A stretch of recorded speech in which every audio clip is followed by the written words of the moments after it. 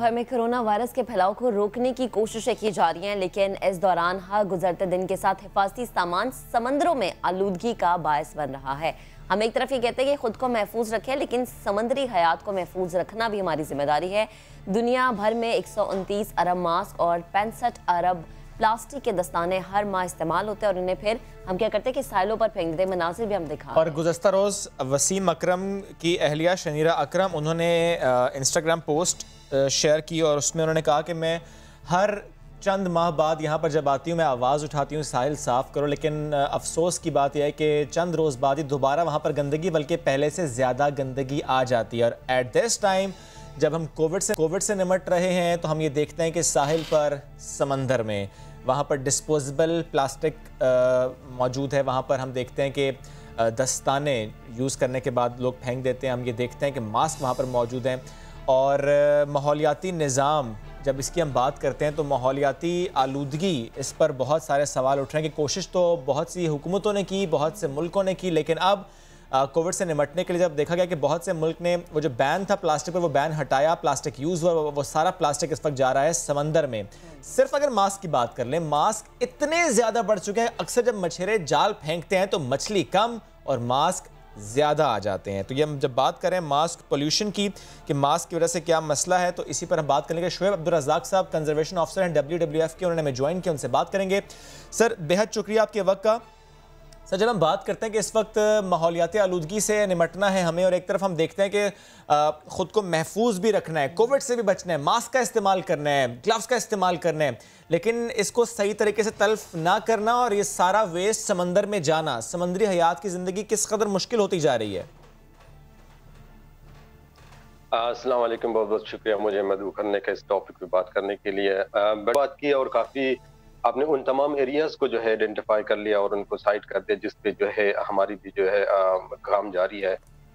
जिस तरह आपने कह दिया कि जो मास्क का इस्तेमाल कर लेना, जिसको हम जो है PPE कहते हैं, पर्सनल प्रोटेक्टिव इक्विपमेंट, जी, इनका जो है जाहिर सी बात है कि जो है ह्यूमन बीइंग्स को प्रायोरिटी देना चाहिए, सेफ्टी होनी चाहिए, लेकिन इसके साथ साथ हमें रिस्पॉन्सिबल जो है सिटीजन भी रहना चाहिए कि रिस्पॉन्सिबल इन द सेंस कि हम क्या कंजम्पशन के हमारे क्या है, हम क्या खाते हैं, क्या वो फूड जो हम खाते हैं वो जो है पोल्यूटेंट है या नहीं है। तो इस सिलसिले में जो है हमारी जो है, क्योंकि सबको पता है कि लॉकडाउन के दौरान मुख्तलिफ हम सब ये जो है घरों में बैठे हुए थे, लेकिन WWF जो है चंद कम्युनिटीज के साथ मिलके, फिशर कम्युनिटीज के साथ मिलके अपने मॉनिटरिंग प्रोग्राम को कंटिन्यू रखा और इसके साथ हमारी क्लोज कोलैबोरेशन है।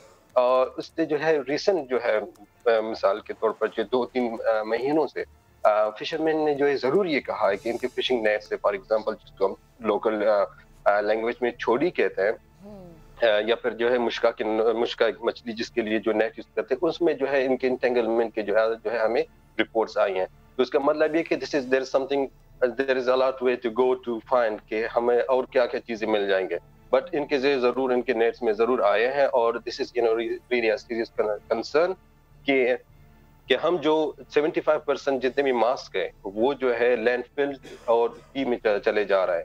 इनकी ट्रैकिंग कर लेना, इनकी मॉनिटरिंग कर लेना और इनको रिड्यूस कर लेना हम सबकी जो है मेरे ख्याल में जिम्मेदारी है। ठीक, अच्छा शोएब साहब, एक और चीज़, हम अगर अदादो शुमार की बात कर लें तो कोरोना से पहले हम कितना प्लास्टिक समंदर में डाल रहे थे या क्या रेशो सामने आती थी? क्योंकि कोविड के बाद तो सूरत हाल इंतहाई नगुफ्ता बे है कि हम बात भी करें तो लगता है कि शायद हम ज्यादती कर रहे हैं, समंदर में मौजूद आबी हयात जो हैं उनकी जिंदगियां हम खुद ही खतरे में डाल रहे हैं। जी, इसमें जब हम पोल्यूशन की बात कर लेते हैं तो मरीन पोल्यूशन में बहुत सारे जो इसके जो अक़साम आ जाते हैं, जिस तरह के डिब्रीज है, प्लास्टिक है, माइक्रो प्लास्टिक है, सॉलिड वेस्ट है, अनट्रीटेड वाटर भी है। अब अगर हम सर जो गार्बेज के जो सिंगल यूज प्लास्टिक्स की अगर हम स्पेसिफिकली बात करेंगे तो 250 मिलियन जो है इसके गार्बेजेस है जो पाकिस्तान की कोस्ट, मतलब कि लैंड की तरफ से जो हमारे पानी में जो है हम जो है रन ऑफ कर रहे हैं या कंट्रीब्यूट कर रहे हैं समंदर को जो पोल्यूट करने में। और इसके साथ जो उसमें अगर हम परसेंटेज देखा जाए तो उसके जो है 250 मिलियन का 65% वो तमाम ऐसे प्लास्टिक्स है जो कि सिंगल यूज है। तो यू कैन इमेजिन कि हम कितना परसेंट में जो है हम कंट्रीब्यूट भी कर रहे हैं, इंक्रीज भी कर रहे हैं। और नहीं, ये जो आप फिगर्स शेयर कर रहे हैं सर, ये करंट फिगर है या ये कि कोविड से पहले की फिगर्स हैं? नहीं, ये जो है कोविड से पहले की है। अब कितना है, अब कितना फर्क है सर? अब जो है जिस तरह मैंने कह दिया, लॉकडाउन की वजह से हमारी मूवमेंट थोड़ी सी रिस्ट्रिक्शन रही है। मॉनिटरिंग प्रोग्राम हमारे सिर्फ जो है विद इन द कम्युनिटीज रही है time to time, but still we are working on it and hopefully we can come up with good estimates के कि वो तमाम एरियाज पे हम फोकस कर रहे हैं। जिस तरह हम इनको कह रहे हैं कि मरीन में हम ऐसे सिग्निफिकेंट एरिया जिसको हम कहते हैं ecologically and biologically important significant areas, जिसमें से हमारे हॉक्स बे है, सी व्यू है, इसके बाद हमारे चरना आइलैंड है। ये एक ऐसे एरिया से जिसको हॉट स्पॉट से मरीन बायोडायवर्सिटी के हवाले से बिल्कुल तो हमारी जो है मॉनिटरिंग इन एरियाज पे है। बिल्कुल सही, इसके स्टैट्स भी आप लोग जल्द कंपाइल कर पाएंगे। लेकिन सर एक बात और बताएं, बहुत से ममालिक ने प्लास्टिक बैन लिफ्ट किया just because of the thing कि ड्यू टू कोविड हमें ऐसे बहुत से इक्विपमेंट्स बनाने थे, इस्तेमाल करने थे, मास्क इस्तेमाल करने थे, ग्लव्स इस्तेमाल करने थे। उसकी वजह से ओवरऑल ग्लोबली इशू बढ़ गया सर प्लास्टिक वेस्ट का।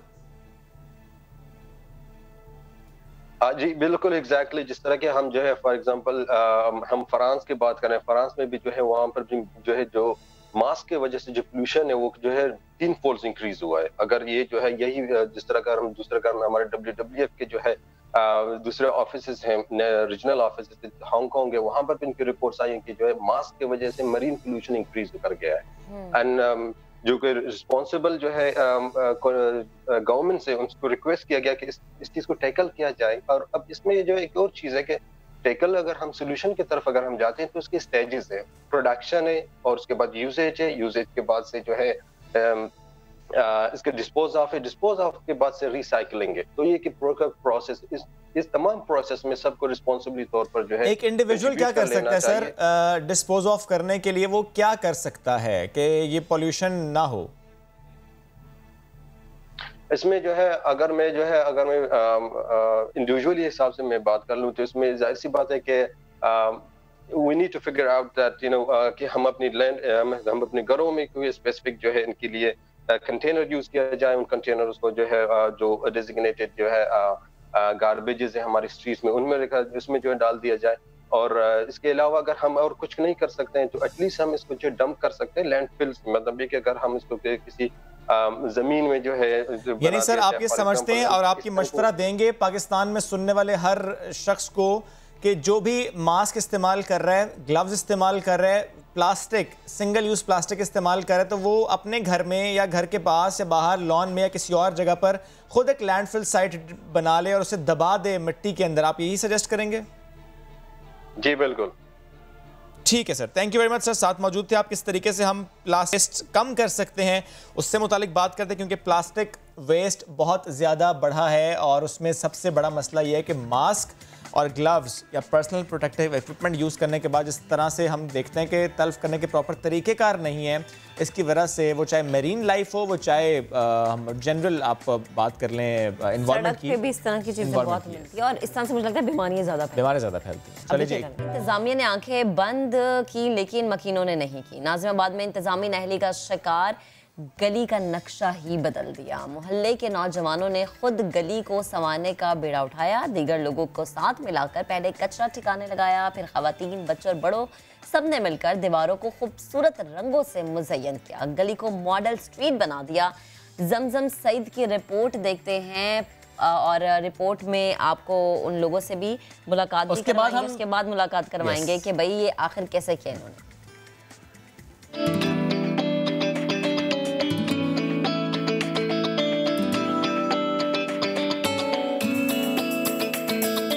कराची का इलाका नाज़िमाबाद नंबर 4 20 बरस से जो गली कचरा कुंडी का मंजर पेश कर रही थी उसे इलाके के नौजवानों ने मॉडल स्ट्रीट में तब्दील कर दिया।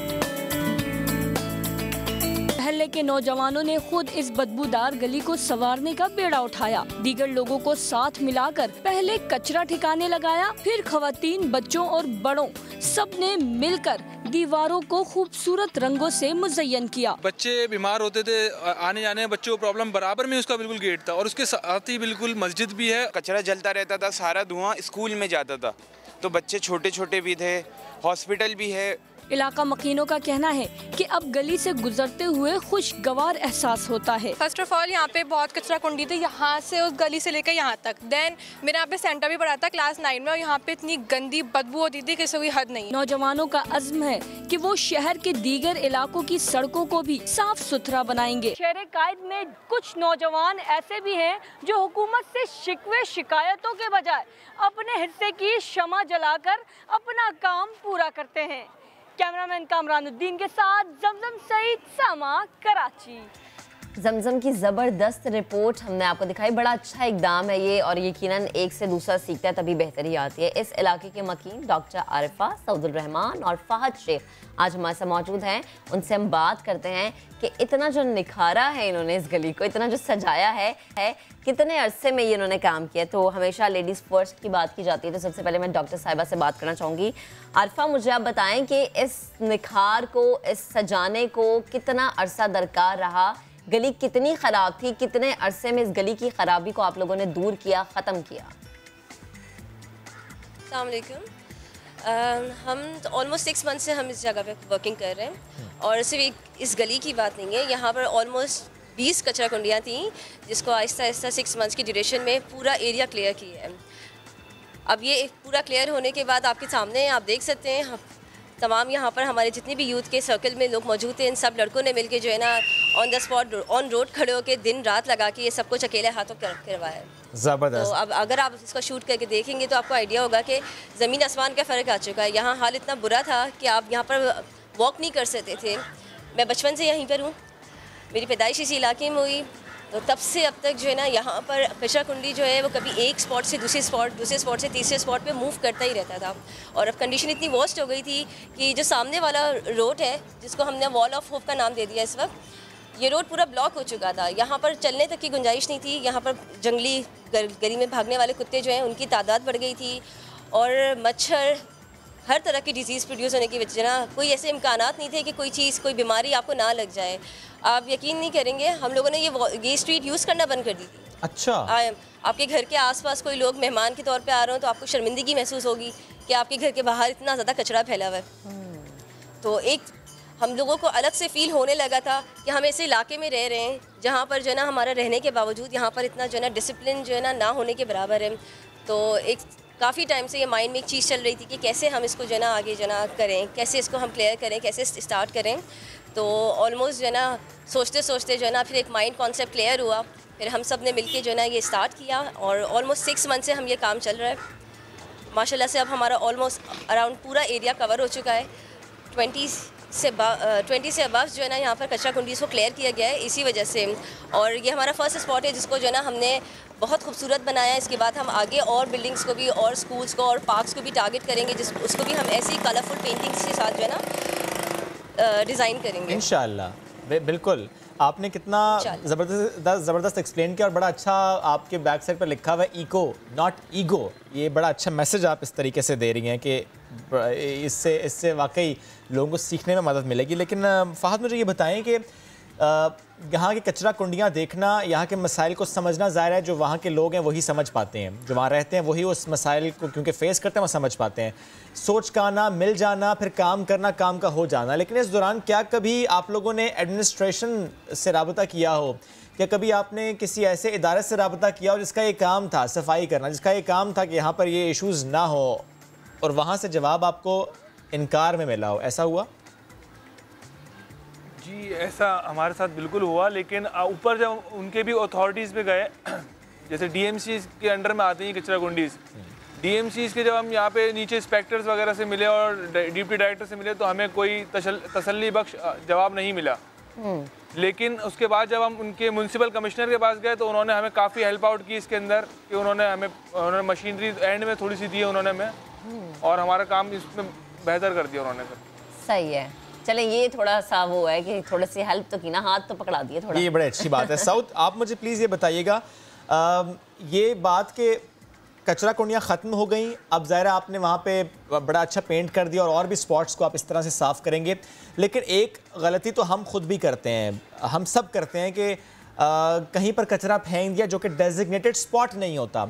अब क्या मामला है, क्या डेजिग्नेटेड स्पॉट्स बनाए गए कि कचरा सिर्फ यहीं पर फेंकने, और जो अहले मोहल्ला है, अहले इलाका है, उनको ये गाइड किया गया है कि जो डेजिग्नेटेड स्पॉट है, ये जो डस्टबिन है, कचरा सिर्फ यहीं पर फेंकना है, इसके अलावा कहीं नहीं फेंकना, ना गंदी गली में फेंकना है, ना सड़क पर फेंकना है, ना किसी फुटपाथ पर फेंकना है। जी अस्सलाम वालेकुम, मेरा नाम सऊद है। बिल्कुल आपने बहुत अच्छी बात करी। ये हमारी रिस्पॉन्सिबिलिटी है, हम हर ब्लेम गवर्नमेंट को नहीं दे सकते। गवर्नमेंट हमें हर लिहाज से सपोर्ट करती है, और ये अगर हम कचरा कुंडियों तक कचरा नहीं पहुंचाएंगे और हम अपने घर के बाहर फेंकेंगे तो गवर्नमेंट के लिए ये मुमकिन नहीं वो हर गली आए और अपनी मशीनरी को लेके आए, उस कचरे को लेके जाए। लिहाजा कचरा कुंडियाँ कोई बहुत दूर नहीं है। मेरी आवाम से दरख्वास्त है, ख़ास तौर पे अपने नाज़माबाद एरिया के रिहायशियों से, मैं यहाँ टीम नाज़माबाद को रिप्रेजेंट कर रहा हूँ। हमारा काम यही है कि लोगों को अवेयर करें कि कचरे को कचरा कुंडी तक पहुँचाएँ ताकि गवर्नमेंट उसको आगे डंप करे। हम बस स्टॉप का भी इंतज़ार नहीं करते, कहीं भी मेन रोड पे रुक जाते हैं और बस को हाथ दे देते हैं। दुनिया भर में घूमा हुआ हूँ, 1-2 किलोमीटर हमें चलना पड़ता है, बस में के लिए रुकना पड़ता है। लिहाजा आवाम को ये हमारी रिस्पॉन्सिबिलिटी है। मेरा मैसेज भी आज यही है कि अब ये हमारी रिस्पॉन्सिबिलिटी है। जैसे हम घर को साफ़ करते हैं, हमने अपने मोहल्ले को साफ़ करना है, और हम जो कर सकते हैं आज हम उस पर बात करेंगे कि हमने क्या किया, और हम इसी सोच को लेके आगे चलना चाहते हैं कि हम सोसाइटी के लिए क्या कर सकते हैं। गवर्नमेंट हमें भरपूर साथ देती है, गवर्नमेंट हमारी इस एनर्जी को हमेशा अप्रिशिएट करती है। लिहाजा हम तमाम रिहायशियों से नाज़माबाद के हमारी यही दरख्वास्त है कि आप इस चीज़ को समझें और कचरे को कचरा कुंडी तक ज़बरदस्त, ये बहुत अच्छा आपने एक्सप्लेन कर दिया कि अगर ऐसे हम करेंगे तो फिर मसला होगा ही नहीं। शहरी जिम्मेदारी भी और इंसानी जिम्मेदारी भी आपकी अदा हो। सिर्फ घर को घर ना समझें, मोहल्ले को भी घर समझें, इलाके को भी घर समझें, शहर को और मुल्क को अपना घर समझें। बेहद शुक्रिया। हमारे साथ ये इलाका मकीन मौजूद है जिन्होंने इतनी प्यारी प्यारी सी पेंटिंग्स की हैं, और मुझे लगता है देखे बहुत सारे शहरी कहेंगे कि हम भी अपनी गली को साफ करें। शुएब, हम भी अपनी गली को साफ करें, हमारी गली साफ है।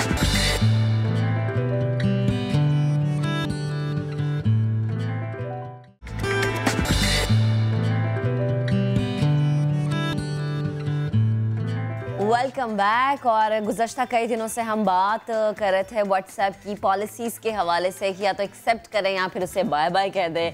अब डेवलपमेंट ये है कि हुकूमत पाकिस्तान आलमी तर्ज की समाजी राबते की ऐप तैयार करने पर गौर कर रही है। समाजी राबता ऐप वजारत इंफॉर्मेशन टेक्नोलॉजी और IT माहिरीन तैयार करेंगे। मीडिया रिपोर्ट्स में ये कहा जा रहा है कि ये जदीद समाजी राबता ऐप मुकम्मल तहफ़्फ़ुज़ पर मबनी होगी।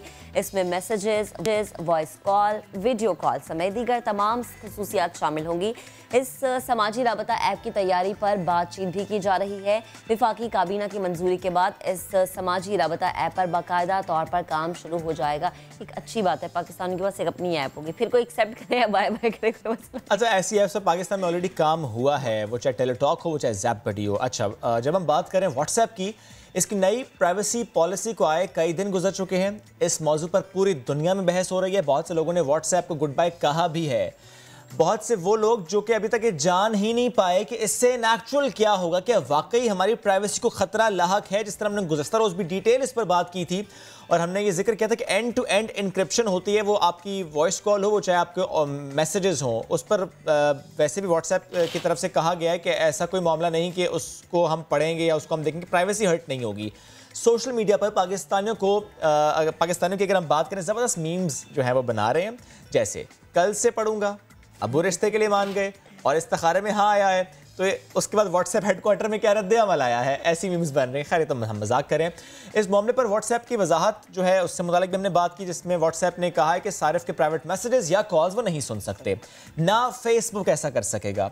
मैसेज या कॉल लॉग नहीं रखा जाएगा। व्हाट्सएप खुद भी और फेसबुक भी शेयर्ड लोकेशन नहीं देख सकेगा। अगर सारिफ व्हाट्सएप पर किसी कॉन्टैक्ट के साथ लोकेशन शेयर करता है तो व्हाट्सएप उसे ट्रैक नहीं करेगा, ना फेसबुक को ऐसा करने दिया जाएगा। व्हाट्सएप सारिफ के कॉन्टैक्ट की तफसीलात फेसबुक से शेयर नहीं की जाएंगी। व्हाट्सएप ग्रुप्स भी प्राइवेट रहेंगे। चंद माह कबल दिए गए ऑप्शन का जिक्र करते हुए कहा गया कि सारिफ ऐसी सेटिंग कर सकता है जिसके बाद उसके मैसेजेस कुछ अरसे बाद गायब यानी वैनिश हो जाया करेंगे। आज हम इसी मौजू पर बात करेंगे। फेसबुक की public policy manager for Pakistan सहर तारिक साहिबा ने हमें सिंगापुर से ज्वाइन किया है। सहर साहिबा, गुड मॉर्निंग, कैसी हैं आप? अस्सलाम वालेकुम, मैं बिल्कुल ठीक and thank you for having me on your show. हमें बहुत अच्छा लगा कि आप हमारे शो में आई हैं ताकि बहुत से वो सारिफीन जिनके अभी तक खत थे वो शायद आपकी इस गुफ्तगू के बाद ख़त्म हो जाएंगे। तो लेट्स स्टार्ट द डिबेट। और मैं चाह रहा हूँ कि सबसे पहले मुझे प्लीज़ ये बताएं कि 2014 में जब फेसबुक ने व्हाट्सएप ख़रीदा तो कहा गया कि राजदारी से मुताल्लिक अपनी पॉलिसी को तब्दील नहीं किया जाएगा, लेकिन 2016 व्हाट्सएप ने ये ऑप्शन दिया, सारिफीन को इख्तियार दिया कि मालूमात दूसरी कंपनीज को इस्तेमाल करने की इजाज़त देते हैं या नहीं। लेकिन मैम अब ये नहीं हुआ, अब कहा गया कि आपको ये देना ही देना है इख्तियार, वरना आपको व्हाट्सएप छोड़ना पड़ेगा। Thank you. आई थिंक आपने बहुत अच्छा सवाल पूछा है और ये जो आपका सवाल है सिर्फ आपका नहीं, दुनिया भर में आई थिंक बहुत सारे लोगों का है, पाकिस्तान में ऑब्वियसली बहुत सारे लोगों का है। देखें, हर ऐप की, हर चीज़ की एक टर्म्स ऑफ सर्विस होती हैं जो आपको एक्सेप्ट करनी होती हैं ताकि वो ऐप या वो बिजनेस अपनी सर्विस को प्रॉपरली कर सके। व्हाट्सएप की भी टर्म्स ऑफ सर्विस हैं जो सारिफीन के साथ शेयर की गई हैं जो उन्हें एक्सेप्ट करनी जाती हैं। अच्छा, एक ये खदशा है लोगों को कि अगर उन्होंने इसको एक्सेप्ट ना की तो शायद उनका अकाउंट कहीं गायब हो जाएगा, ख़त्म हो जाएगा, सब कुछ चला जाएगा। ऐसा नहीं है, उनका अकाउंट कहीं गायब नहीं होगा, चला नहीं जाएगा, लेकिन अगर वो तमाम टर्म्स ऑफ सर्विस को एक्सेप्ट नहीं करेंगे तो वो उस सर्विस को एक अरसे बाद फिर इस्तेमाल नहीं कर सकेंगे, लेकिन उनका जो तमाम पुराना डेटा, कॉन्वर्सेशंस वगैरह हैं वो सब वहीं पे महफूज रहेंगे। लेकिन क्या वो बात नहीं कर पाएंगे लोगों से व्हाट्सएप के जरिए?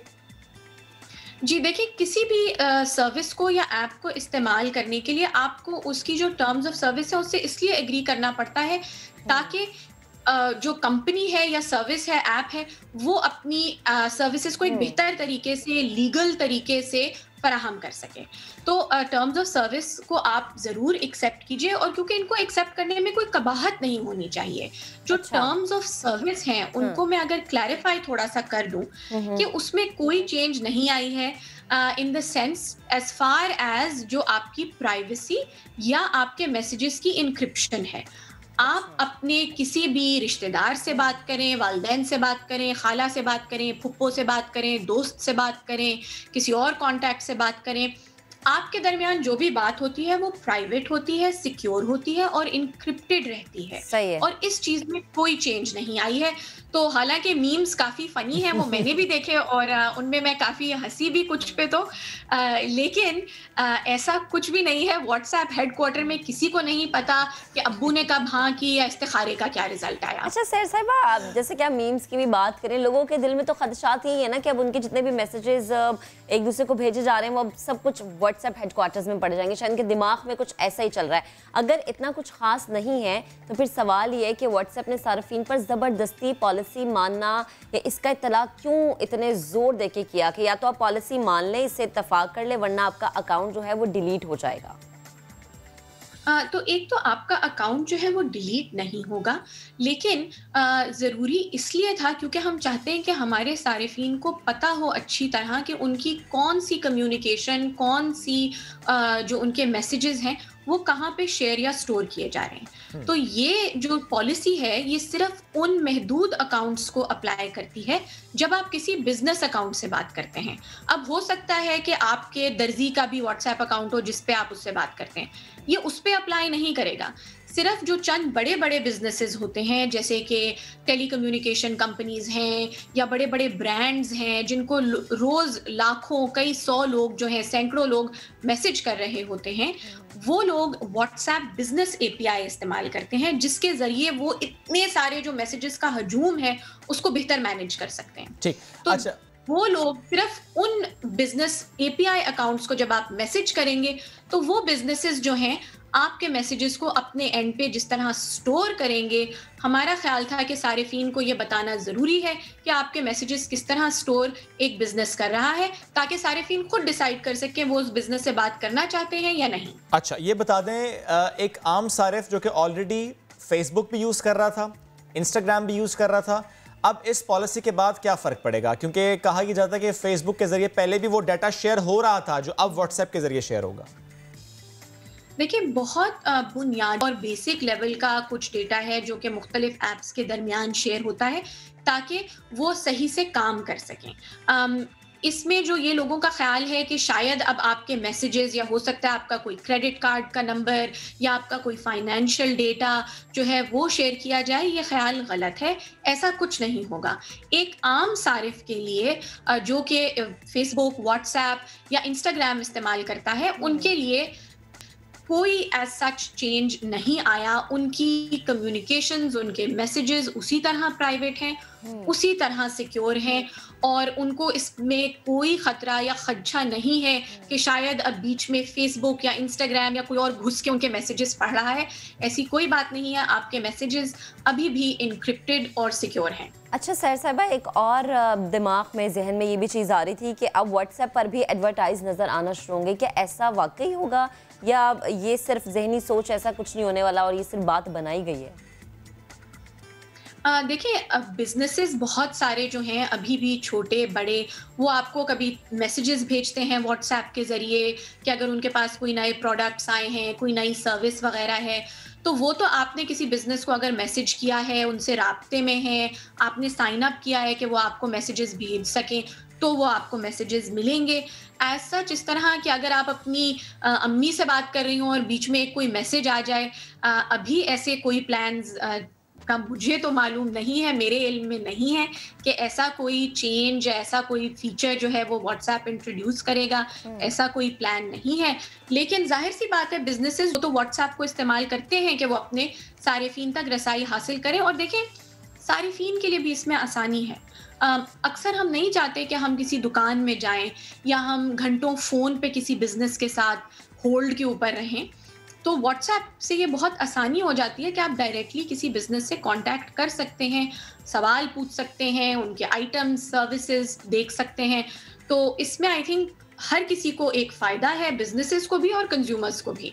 अच्छा, ये बता दें मुझे सहर साहिबा के अगर ये इतना ही अच्छा है और इसी तरीके से होना है, तो इसका इतलाक यूनियन में क्यों नहीं हो रहा? इसका इतलाक यूके पर क्यों नहीं हो रहा? इसका इतलाक यूएस पे क्यों नहीं हो रहा? इसका इतलाक ब्राज़ील पर क्यों नहीं हो रहा? देखिए, मैं I am not an expert in the policies of the EU और द US एक्सेट्रा, लेकिन ये जो हमारी ज़्यादातर टर्म्स ऑफ सर्विस और प्राइवेसी और इससे रिलेटेड जो इश्यूज होते हैं, वो यूजली एक ग्लोबल लेवल पे होते हैं, जहाँ वो उनकी एप्लीकेशन जो है वो इसलिए की जाती है ताकि हम तमाम अपने यूजर्स को एक यूनिफाइड एक्सपीरियंस दे सकें। और इसके अलावा बहुत सारे जो हमारे रूल्स और रेगुलेशंस हैं वो एक ग्लोबल लेवल पे अप्लाई होते हैं, क्योंकि देखिए ये एक ऐसा प्रोडक्ट है जो 2 बिलियन लोगों को सर्विस करता है। तो हमारी ये जो प्राइवेसी पॉलिसीज़ हैं, जो टर्म्स ऑफ सर्विस वगैरह हैं, वो जो हैं वो तमाम सारिफीन के लिए एक जैसी होती हैं। और जहाँ अगर कोई फ़र्क आए या कोई ऐसी तकनीकी डिफिकल्टी हो या मसला हो, तो उसके पीछे ज़रूर कोई या तो टेक्निकल या लीगल रीज़न होता है। लेकिन इस पर्टिकुलर पॉलिसी के बारे में मैं क्लैरिफाई कर दूं, इसमें जो सिर्फ चेंज आया है वो ये है कि हम अपने सारिफीन को आगाह करना चाह रहे थे कि जब वो किसी बिजनेस से बात कर रहे हैं तो उनको ये पता हो कि शायद वो बिजनेस उनका डेटा किस तरह स्टोर कर रहा है। बिल्कुल साहिबा, मैं यही चीज आपसे पूछना चाह रही थी कि जब वादा किया गया था कि फेसबुक आपका डेटा शेयर नहीं किया जाएगा, फिर ऐसी कौन सी चेंजिंग आ गई कि जो इतने सारे सवाल अवाम के जहनों में आ गए, मुझ समेत हर कोई ये सोच रहा है कि अच्छा अब डेटा शेयर हो जाएगा? ऐसी क्या तब्दीली आई? देखिए, बहुत अच्छी बात है कि लोगों को इस बात की कॉन्शियसनेस है, उन्हें ख्याल है कि हमारा डेटा किस तरह इस्तेमाल हो रहा है। लोगों को बिल्कुल इस बात पे कॉन्शियस होना चाहिए, सवाल पूछने चाहिए। हम चाहते हैं कि लोग सवाल पूछें, लेकिन फिर हम ये भी चाहते हैं कि उनको ऑथेंटिक और सही इन्फॉर्मेशन और सही जवाब मिले। इसीलिए आज हम आपसे भी बात कर रहे हैं। और सही जवाब ये है कि आप ये जो मैसेजेस हैं, आपकी जो इनक्रिप्टेड कम्युनिकेशन है दूसरे लोगों के साथ, वो जो है किसी के साथ भी शेयर नहीं की जा रही, ना फेसबुक के साथ की जा रही है, ना व्हाट्सएप के साथ की जा रही है आपके मैसेजेस, और ना ही किसी और थर्ड पार्टी के साथ किए जा रहे हैं। सिर्फ उसमें जो एक एक्सेप्शन आई है वो ये है जब कोई बिजनेस ये चूज करे कि, और ये यूजुअली जो बड़े बिजनेसेस होते हैं जिनके पास लाखों करोड़ों मैसेजेस आ रहे होते हैं, वो कभी कभी मुख्तलिफ तरीकों से अपने मैसेजेस को हैंडल करते हैं। तो वो अपने मैसेजेस किस तरह हैंडल कर रहे हैं, ये हम सारिफीन को क्लैरिफाई करना चाहते थे। अच्छा सहर, ये बताइएगा कि अगर आगे चलकर पाकिस्तानी रियासत या हुकूमत पाकिस्तान फेसबुक से मालूमात तलब करती है कि व्हाट्सएप की डिटेल्स शेयर की जाएं हम अपने शहरियों की, तो क्या ऐसा किया जाएगा? हम हुकूमत पाकिस्तान के साथ ही नहीं, सिर्फ हम पूरी दुनिया में मुख्तलिफ़ हुकूमतों के साथ काम करते हैं। उनकी रिक्वेस्ट्स आती हैं हमारे पास डेटा के लिए, हम उन रिक्वेस्ट्स को रिव्यू करते हैं। हमारा एक बड़ा रिगरस लीगल प्रोसेस है जिसके ज़रिए हम उन रिक्वेस्ट्स को रिव्यू करते हैं, और जब और जहां हम कोई डेटा किसी भी हुकूमत के साथ शेयर करते हैं तो हम उसको अपनी एक रिपोर्ट में शाया करते हैं, और ये हमारी रिपोर्ट साल में 2 दफ़ा जारी की जाती है। इसको ट्रांसपेरेंसी रिपोर्ट कहा जाता है, और जहां जहां किसी भी हुकूमत से कोई भी डेटा फेसबुक का या व्हाट्सएप का शेयर होता है तो वो हम अपनी ट्रांसपेरेंसी रिपोर्ट में उस चीज़ को रिपोर्ट करते हैं, और ये बहुत केयरफुल कंसिडरेशन के बाद किया जाता है, लिमिटेड केसेस में किया जाता है सिर्फ। लेकिन उसमें भी मैं आपको ये क्लैरिफाई कर दूं कि जो व्हाट्सएप के ऊपर कोई 2 लोगों के आपस में बीच में क्या बात या क्या मैसेजेस हुई, उसकी रसाई ना हमें है ना फेसबुक को है, क्योंकि वो मैसेजेस इनक्रिप्टेड हैं, तो इसलिए वो हम मैसेजेस कभी भी किसी के साथ भी शेयर नहीं कर सकते। ठीक, अच्छा सर ये बताइएगा कि क्या फेसबुक पाकिस्तान से इस बारे में बात करे कि पाकिस्तान सोशल मीडिया रूल्स बना रहे, नए रूल्स जो हैं यहाँ पर लागू किए जा रहे हैं, ऐसी बात हो रही है फेसबुक की पाकिस्तान से? हम जो है पाकिस्तान में हमारे बहुत सारे सारिफीन हैं, हमें पता है कि बहुत सारे लोग रोज़ाना फेसबुक इस्तेमाल करते हैं अपने प्यारों से इन टच रहने के लिए, अपने बिजनेसेस को चलाने के लिए। तो हमारे लिए बहुत ज़रूरी है कि पाकिस्तान में इस तरह का एक रेगुलेटरी माहौल रहे जिसमें लोग सिर्फ फेसबुक को नहीं, मुख्तलिफ सोशल मीडिया प्लेटफॉर्म्स को इस्तेमाल कर सकें अपनी बेहतरी और भलाई के लिए, पाकिस्तान की बेहतरी और भलाई के लिए। और इस सिलसिले में हम ऑन अ रेगुलर बेसिस बहुत सारे मुख्तलिफ स्टेक होल्डर्स से बात करते हैं, जिसमें हमारे सिविल सोसाइटी के लोग हैं, हुकूमत के लोग हैं, इंडस्ट्री के लोग हैं, जो IT सेक्टर से लोग रिलेटेड हैं। हम इन तमाम लोगों से बात करते हैं, क्योंकि जब हम इन तमाम लोगों से बात करेंगे, मिल के चीज़ों के हल निकालेंगे, तभी कोई बेहतर हल निकलेगा और तभी बेहतरी आ सकेगी, जिसकी वजह से हम टेक्नोलॉजी को एक बेहतरी और भलाई के लिए सिर्फ पाकिस्तान के लिए नहीं बल्कि पूरी दुनिया के लिए इस्तेमाल कर सकें। ठीक, सर ये बताइएगा कि व्हाट एग्जैक्टली विल हैपन कि इस डाटा शेयरिंग से फेसबुक को एग्जैक्टली क्या फायदा होगा? जो नई प्राइवेसी पॉलिसी आई है व्हाट्सएप की, आप उसके जी उसी की बात कर रहा हूं कि ऑलरेडी अगर फेसबुक के जरिए डाटा शेयर हो रहा था तो इस व्हाट्सएप के शेयर डाटा से अब फेसबुक को क्या फायदा होगा? देखिए, जो एग्जैक्टली 2016 से हमारी पॉलिसी थी और जो चीज़ें 2016 में शेयर हो रही थी अभी भी वही हो रही हैं, कोई और इसमें चेंज नहीं आई। इसलिए कोई फ़ायदा या नुकसान ऐसा सच नहीं है। फ़ायदा सिर्फ सारिफीन को है, क्योंकि अब उन्हें ये पता है कि जब वो किसी बिजनेस से बात कर रहे हैं जो कि बड़ा बिजनेस है, जो कि business WhatsApp for business API इस्तेमाल करता है, तो उनके वो जो मैसेजेस हैं वो बिजनेस शायद किसी और सर्वर पे या किसी और सर्विस पे स्टोर कर रहा हो। तो सिर्फ सारिफीन की आगाही में इजाफा हुआ है, इससे फेसबुक को या व्हाट्सएप को कोई इजाफी अफाका या फ़ायदा नहीं हुआ। अच्छा, अब इस व्हाट्सएप की पॉलिसी से हट के कुछ सवाल करना चाहता हूं मैं आपसे सहर। एक तो मुझे ये बता दें कि पाकिस्तान जहां पर हम देखते हैं कि डिजिटल कंटेंट बहुत ज़्यादा क्रिएट हो रहा है, we have amazing content creators कमा रहे हैं, बेहतरीन कमा रहे हैं यूट्यूब के ज़रिए। जानना वही चाहते हैं कि फेसबुक के ज़रिए वो कब कमा सकेंगे, मोनेटाइजेशन फेसबुक पर कब होगी पाकिस्तान की सारिफ के लिए? बहुत अच्छा सवाल आपने पूछा और मेरा ख्याल है ये बहुत लोग इस सवाल का जवाब जानना चाहते हैं। पहले तो मैं कहना चाहती हूँ कि आई थिंक पाकिस्तान में अमेजिंग टैलेंट है। जिस तरह का content on a daily basis Pakistan में प्रोड्यूस होता है, मुख्तलिफ ज़बानों में, मुख्तलिफ टाइप्स का, उसमें सीरियस भी है, कॉमेडी भी है, एक्शन भी है, वो अमेजिंग है। और ये लोग अक्सर बहुत महदूद रिसोर्सेज के साथ करते हैं, सिर्फ अपने एक सेल फोन के साथ। तो सिर्फ बड़े बड़े प्रोडक्शन हाउसेज नहीं हैं जो कि कंटेंट बना रहे हैं, जो लोगों को एंटरटेन भी कर रहा है, उन्हें एजुकेट भी कर रहा है, बल्कि आम लोग भी इस तरह का कंटेंट बना रहे हैं और क्रिएट कर रहे हैं।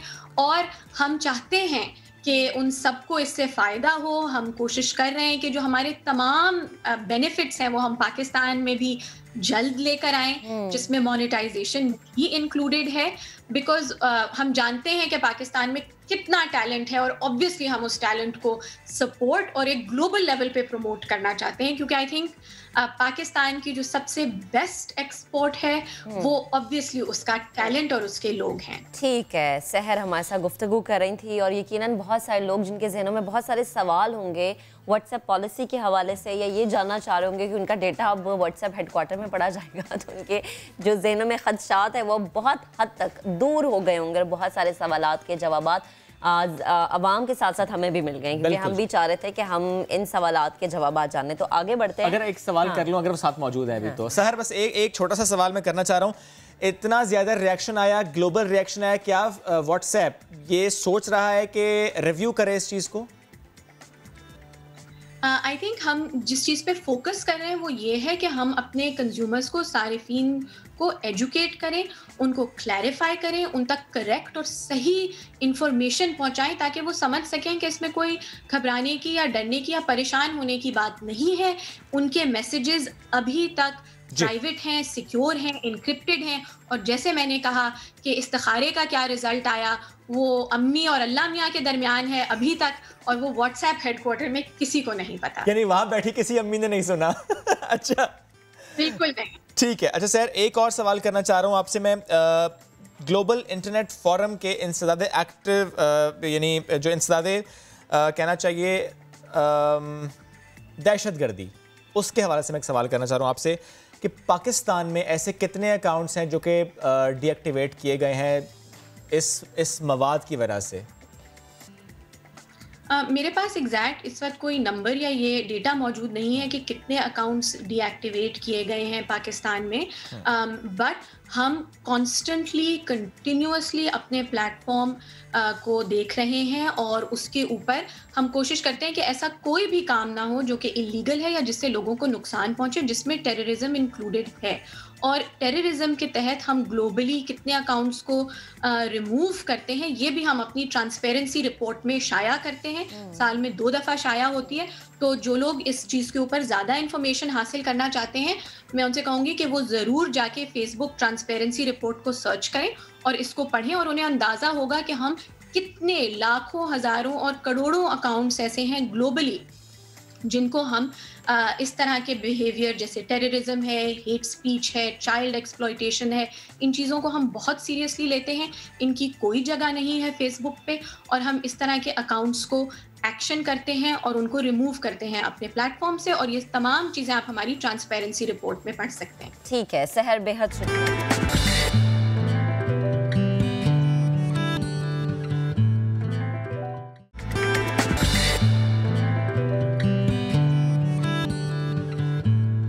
बच्चे जो कि हम देखते हैं बड़े हाइपर हो जाते हैं आजकल, क्या ये बच्चों की गलती होती है या बड़ों की गलती है? बच्चे बड़ों को डरा देते हैं अपनी कुछ हरकतों से, तो इस पर हमने एक सेगमेंट रिकॉर्ड किया, आपको दिखाते हैं।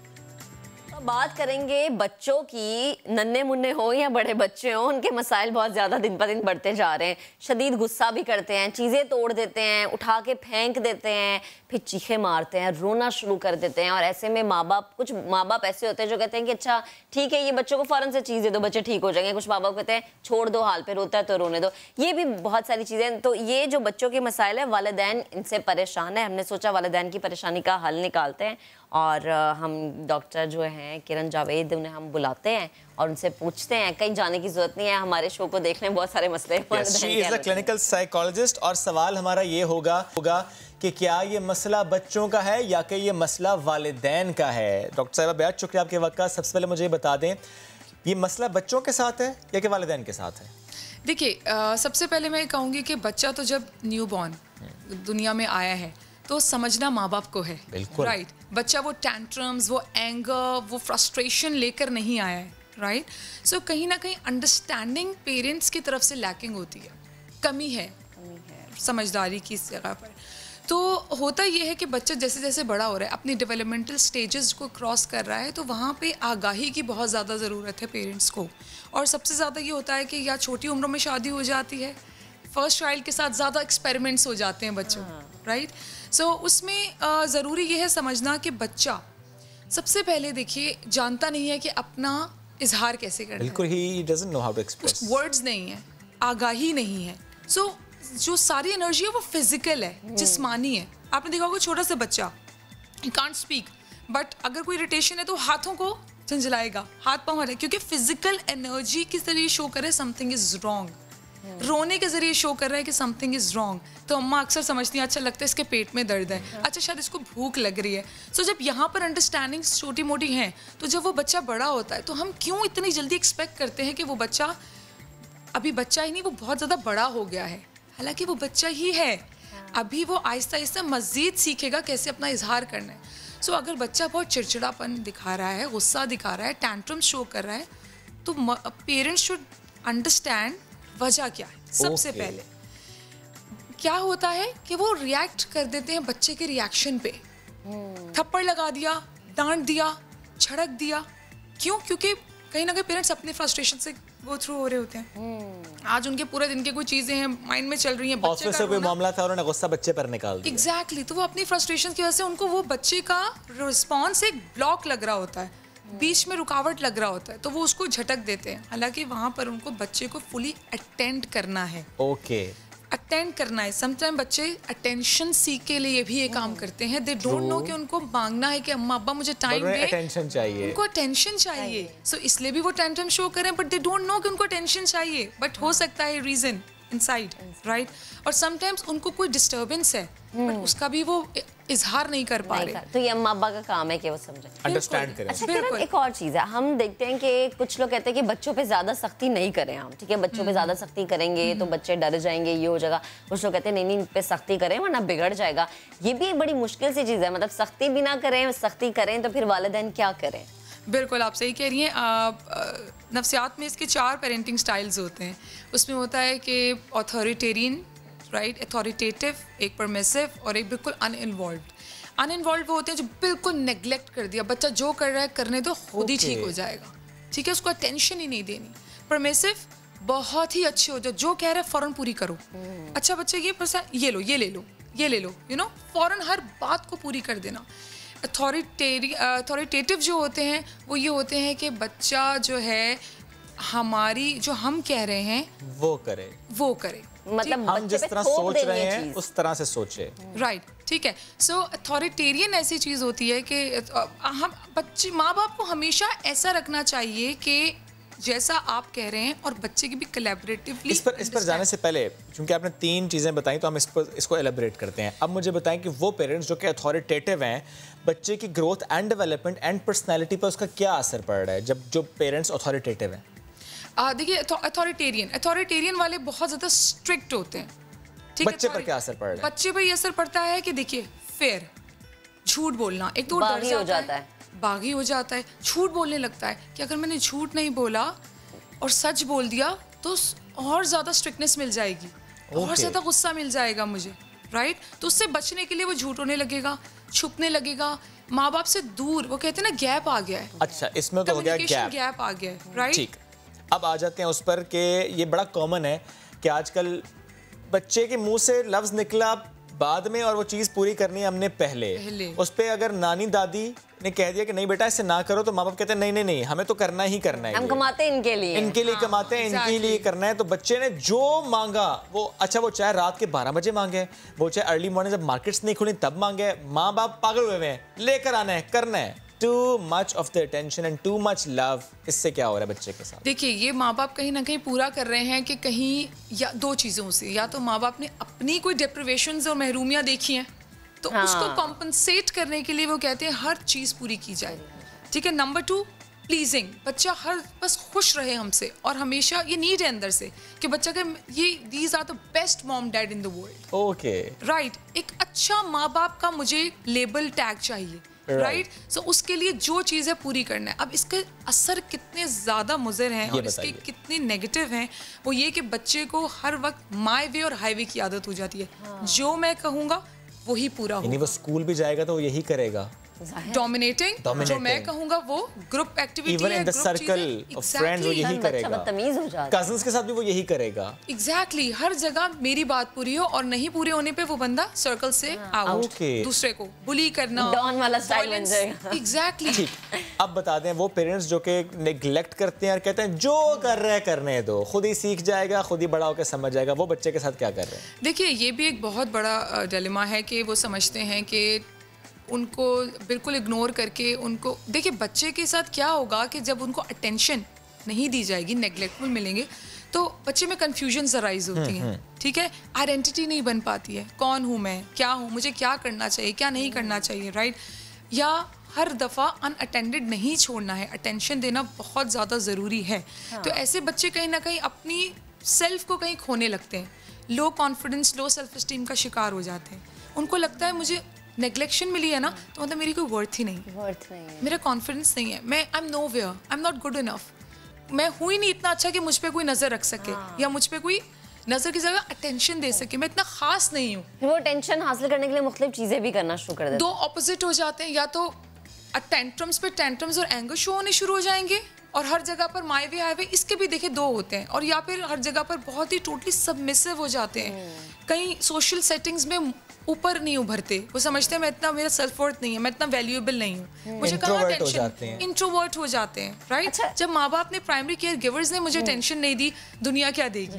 ये कहीं ना कहीं अनकॉन्शियसली होता है। एक और चीज़ है, जैसे एक बच्चा 5-6 साल का, उसका एक नन्ना मुन्ना भाई भी आ रहा है, माँ बाप की सारी टेंशन वहाँ चल गई, ये चीज़ बच्चे को ज़्यादा तंग करती है, वो ज़्यादा चिड़चिड़ा हो जाता है, वो चीखे मारता है फिर के, पहले तो हमेशा इतना प्यार करते थे, अब छोटा बहन भाई आ गया तो जनाब आप सारी टेंशन उसको दे रहे हैं। देखिए बच्चा बड़ा कंफ्यूज है, बच्चा ये देखता है कि इधर मुझे फोकस मिल रहा था और अब क्या हो गया, ही डजंट नो कि हाउ टू रिस्पॉन्ड, कैसे मुझे एक्ट करना है, या माँ बाप की क्या जिम्मेदारी है, टाइम देना है हर किसी को उस हिसाब से। Yes, a new born needs more time, more focus, yes, because वो टोटली डिपेंडेंट है, राइट? लेकिन इसका मतलब ये नहीं है कि दूसरा वाला टोटली इंडिपेंडेंट हो गया है, टोटल अपने आप पर हो गया है, right? So equal amount of time दीजिए, या अगर उसको ज़्यादा टाइम चाहिए तो इसके लिए उस पहले वाले बच्चे के साथ बेहतर बैठ के कम्युनिकेट किया जाए। तो इसके लिए बड़ा ज़रूरी है कि पेरेंट्स को अगर ये लग रहा है कि कोई मसला है तो साइकोलॉजिस्ट के पास जाएं, वो ही फिगर आउट कर सकेंगे कि असल में मसला क्या है, मसला सिर्फ बच्चे के साथ है कि मसला आपके साथ है। फिगर आउट होगा तो उसके बाद सजेशंस दी जा सकती हैं कैसे आप कर सकते हैं। किरण, थैंक यू वेरी मच, आप साथ मौजूद थे, बड़ा अच्छा आपने एक्सप्लेन किया कि कैसे वालिदैन को अपने बिहेवियर को समझना है इससे पहले कि बच्चे को ब्लेम कर दिया जाए कि बच्चा गलत है। घर के माहौल को भी बेहतर बनाना, घर के माहौल को भी बेहतर।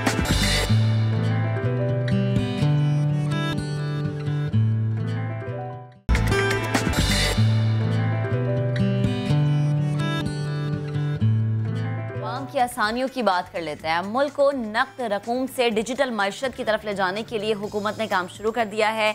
नए निज़ाम रास्त के तहत कैश पर इन्हिसार ख़त्म होने की वजह से करप्शन की लाइफ लाइन भी ख़त्म हो जाएगी।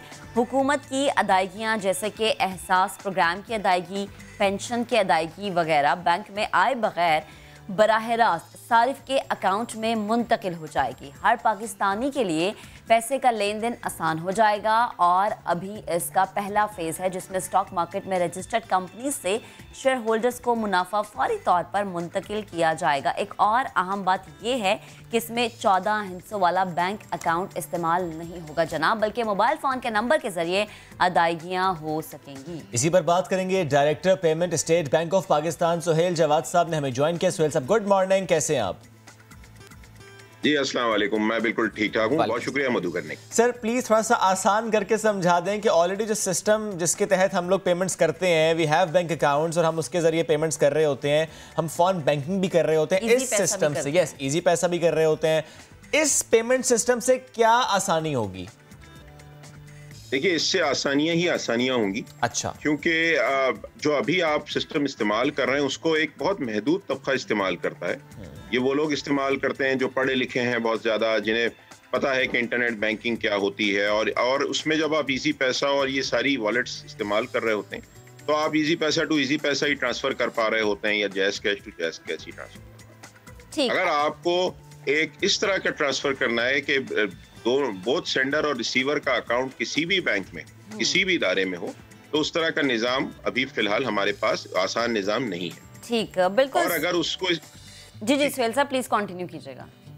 जी, और अगर उसको आप चाहते हैं कि मोबाइल फोन के थ्रू ट्रांसफर कर सकें तो वो निज़ाम भी अभी हमारे पास नहीं है। अगर आप चाहते हैं कि रकम की फौरी अदायगी हो और फौरन वसूली हो तो वो निज़ाम भी अभी नहीं है। अगर आप दुकानदार के पास जाते हैं और वहाँ पर ज़्यादा से ज़्यादा अपना कार्ड इस्तेमाल करते हैं या इजी पैसा इस्तेमाल करते हैं तो दुकानदार को दूसरे या तीसरे दिन रकम मिलती। तो ये सारी फ्रिक्शन को ख़त्म करने के लिए रास्त को मुतारुफ कराया जा रहा है और रास्त का जो सिस्टम है वो इस तरह से डिज़ाइन किया गया है कि सेंडर की जो रकम है वो रिसीवर को उसी वक्त 30 सेकंड के अंदर उसके अकाउंट में क्रेडिट हो जाए ताकि वो उसको आगे इस्तेमाल करे। अच्छा सुहेल साहब एक ज़रा चीज़ मुझे समझा दें, जब हम इजी पैसा की बात करते हैं तो उसमें भी तो ऐसा ही होता है ना कि आप इजी पैसा करें अगर किसी को पैसे तो वो फ़ौरन से उसको मिल जाते हैं, मोबाइल पे मैसेज भी आ जाता है। जी बिल्कुल, इजी पैसा भी है लेकिन वो अभी बहुत महदूद अंदाज में इस्तेमाल हो रहा है और जैसे मैंने आपको बताया कि अमूमन आप इजी पैसा से इजी पैसा के वॉलेट में ही पैसे, यानी इससे होगा ये कि इसको हम कहते हैं, इससे हम ये समझ लेते हैं कि फॉर एग्जांपल इजी पैसा से आपने भेजे जायज कैश में चले गए फौरन। तो अब जो सिस्टम लाया जा रहा है कि अगर आप अपने मोबाइल फोन से इजी पैसा से जायज कैश को ट्रांसफर करेंगे तो उसी वक्त पल भर में वो रकम जो है वो ट्रांसफर हो जाएगी रिसीवर के अकाउंट। अच्छा सर, जो पहला अकाउंट्स को लिंक कर रहे हैं, ठीक, जो पहला फेज है स्टॉक मार्केट में रजिस्टर्ड कंपनी से शेयर होल्डर्स को मुनाफा फौरी तौर पर मुंतकिल हो जाएगा, यानी पहले इसमें डिले होता था सर? देखिए उसमें 3-4 दिन लग जाते थे, पूरी इंफॉर्मेशन नहीं आती थी, हमें बहुत शिकायत थी कि जो खास तौर पे छोटे इन्वेस्टर्स थे जब उनके अकाउंट में क्रेडिट आता था तो उन्हें पता ही नहीं चलता था कि किस चीज का क्रेडिट आया। ठीक, तो वो सारी फ्रिक्शन हमने खत्म की है और इनफैक्ट मैं थोड़ा सा बता दूं कि ये जो पहला फेज है हमारा ये बल्क पेमेंट्स का है। इसमें अभी तो हमने ऑन की है सीडीसी की ट्रांसफर्स, जो हमारी इन्वेस्टर्स की जो डिविडेंड पेमेंट्स है। इंशाल्लाह अब हम गवर्नमेंट की तनख्वाहों को एजीपीआर के साथ मिलकर जल्दी इस पे ऑन करने वाले हैं।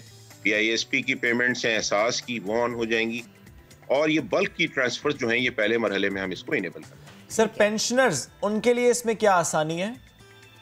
पेंशनर्स की जो पेंशन है वो उनके अकाउंट में डायरेक्ट क्रेडिट हो सकेगी और वो जब चाहे अपनी मर्जी से उसको निकालें या सेव करें, उनके हाथ में। अच्छा सुहेल साहब एक और भी चीज़ है, हमारे बहुत सारे शहरी ऐसे हैं जिनकी उम्र ज़्यादा है और उन्हें डिजिटल या टेक्नोलॉजी का इस्तेमाल करना नहीं आता, उनके लिए क्या आसानी फिर लाई जा रही है? जैसे अगर वो पेंशन होल्डर्स हैं तो फिर वो किस तरह से इस चीज़ को इस्तेमाल कर सकेंगे? जी उसके लिए हम जो इंतज़ाम करने जा रहे हैं कि हम बैंकों में और जो सर्विस प्रोवाइडर्स हैं हम उनको इस बात की पे आमादा कर रहे हैं कि वो ऐसे बुजुर्ग और सीनियर शहरियों के लिए आसानियाँ और असिस्टेड बैंकिंग का निज़ाम मुतारुफ कराएं, जिसका मतलब है कि अगर उन्हें किसी किस्म की मदद की ज़रूरत है तो वो वहाँ पर उनको दी जा सके। आपको शायद याद हो कि जब ये कोविड का मसला शुरू हुआ था उस वक्त हमने कुछ काफ़ी सर्कुलर्स स्टेट बैंक ने किए थे, तो एक हिदायत हमने बैंक को ये भी दी थी कि अगर कोई किसी बैंक के नुमाइंदे को अगर बुलाना चाहे अपने घर पर और उससे कोई मदद देना चाहे, कोई सारिफ, तो वो भी किया जा सकता है। ठीक तो सर, आहिस्ता आहिस्ता इंशाल्लाह आप देखें। जी बिल्कुल, आप बात भी मुकम्मल कीजिए सर, और मुझे ये बता दें कि जो कहा गया कि इससे करप्शन की लाइफलाइन खत्म होगी, हाउ कम सर?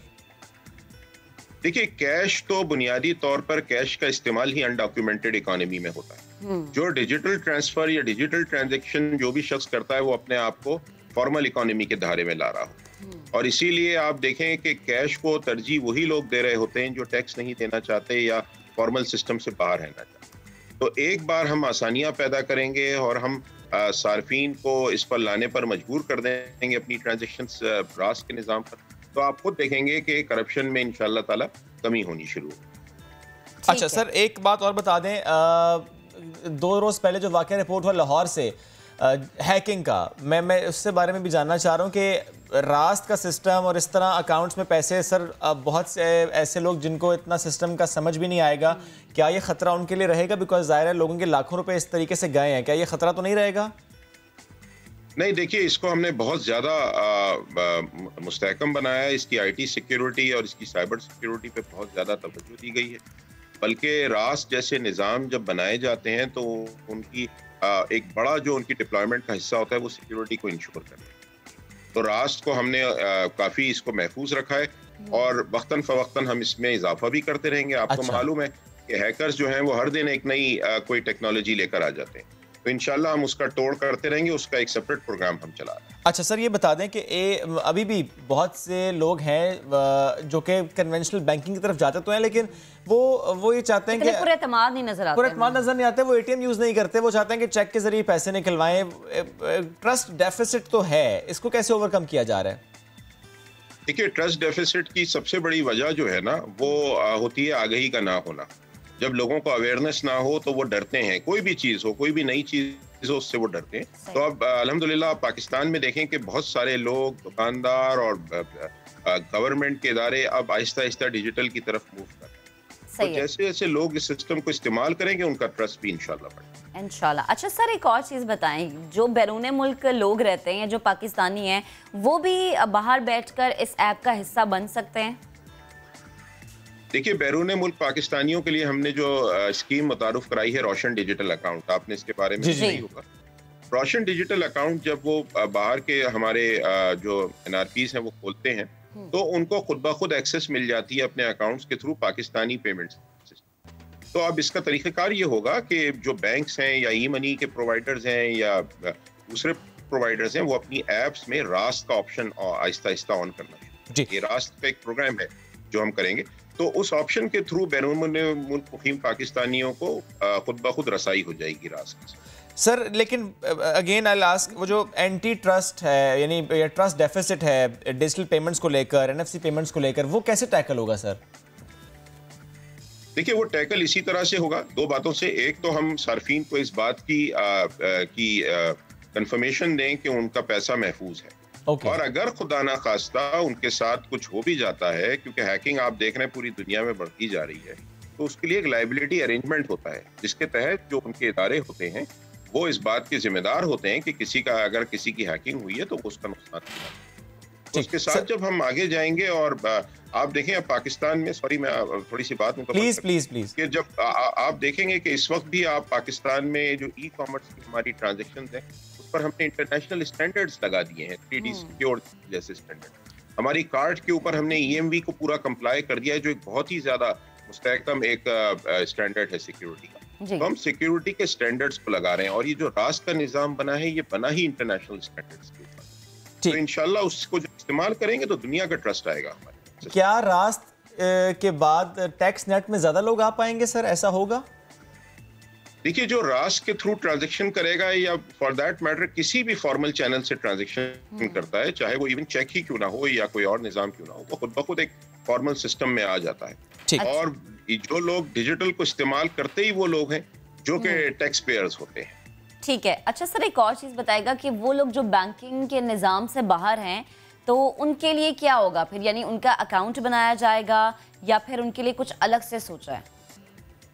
जी, रास्त के निज़ाम को हमने डिज़ाइन इस तरह किया है कि एक तो ये इस्तेमाल करने में बहुत आसान हो। जैसे आपने शुरू में इंट्रोडक्शन में बताया कि अभी आपको अगर किसी को रकम भेजनी हो तो आपको बड़े IBAN या अकाउंट नंबर याद रखने होते हैं। तो हम इंशाल्लाह ये फैसिलिटी इसमें अब देंगे गोइंग फॉरवर्ड कि अपने फ़ोन नंबर पर आप किसी को पैसे, तो आसानी एक तो इस्तेमाल की होगी।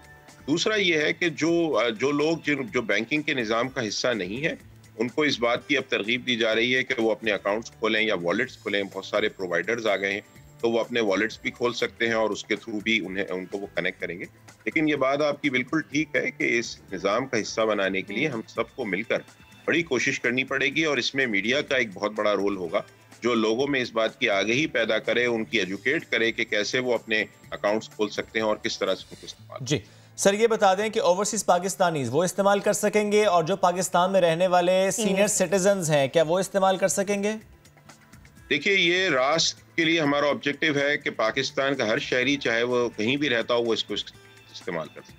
ओवरसीज पाकिस्तानी रोशन डिजिटल अकाउंट्स के थ्रू इस्तेमाल कर सकते हैं। सीनियर जो हमारे शहरी हैं और खवातीन हैं, उनके लिए तो ये बहुत बड़ी आसानी है ना, उनको मूवमेंट में जरा मुश्किल होती है या वो घर से बाहर निकलना करो, वो तो उन्हीं के लिए निज़ाम समझने के लाया जा रहा है। ठीक सर, ये बता दें इस टॉपिक से हटकर क्रिप्टो करेंसी, बिटकॉइन, इससे मुताल्लिक यानी डिजिटल करेंसी माइनिंग, इसकी लीगैलिटी से मुताल्लिक स्टेट बैंक क्या सोच रहा है? इसको लेकर स्टेट बैंक क्या राय रखता है?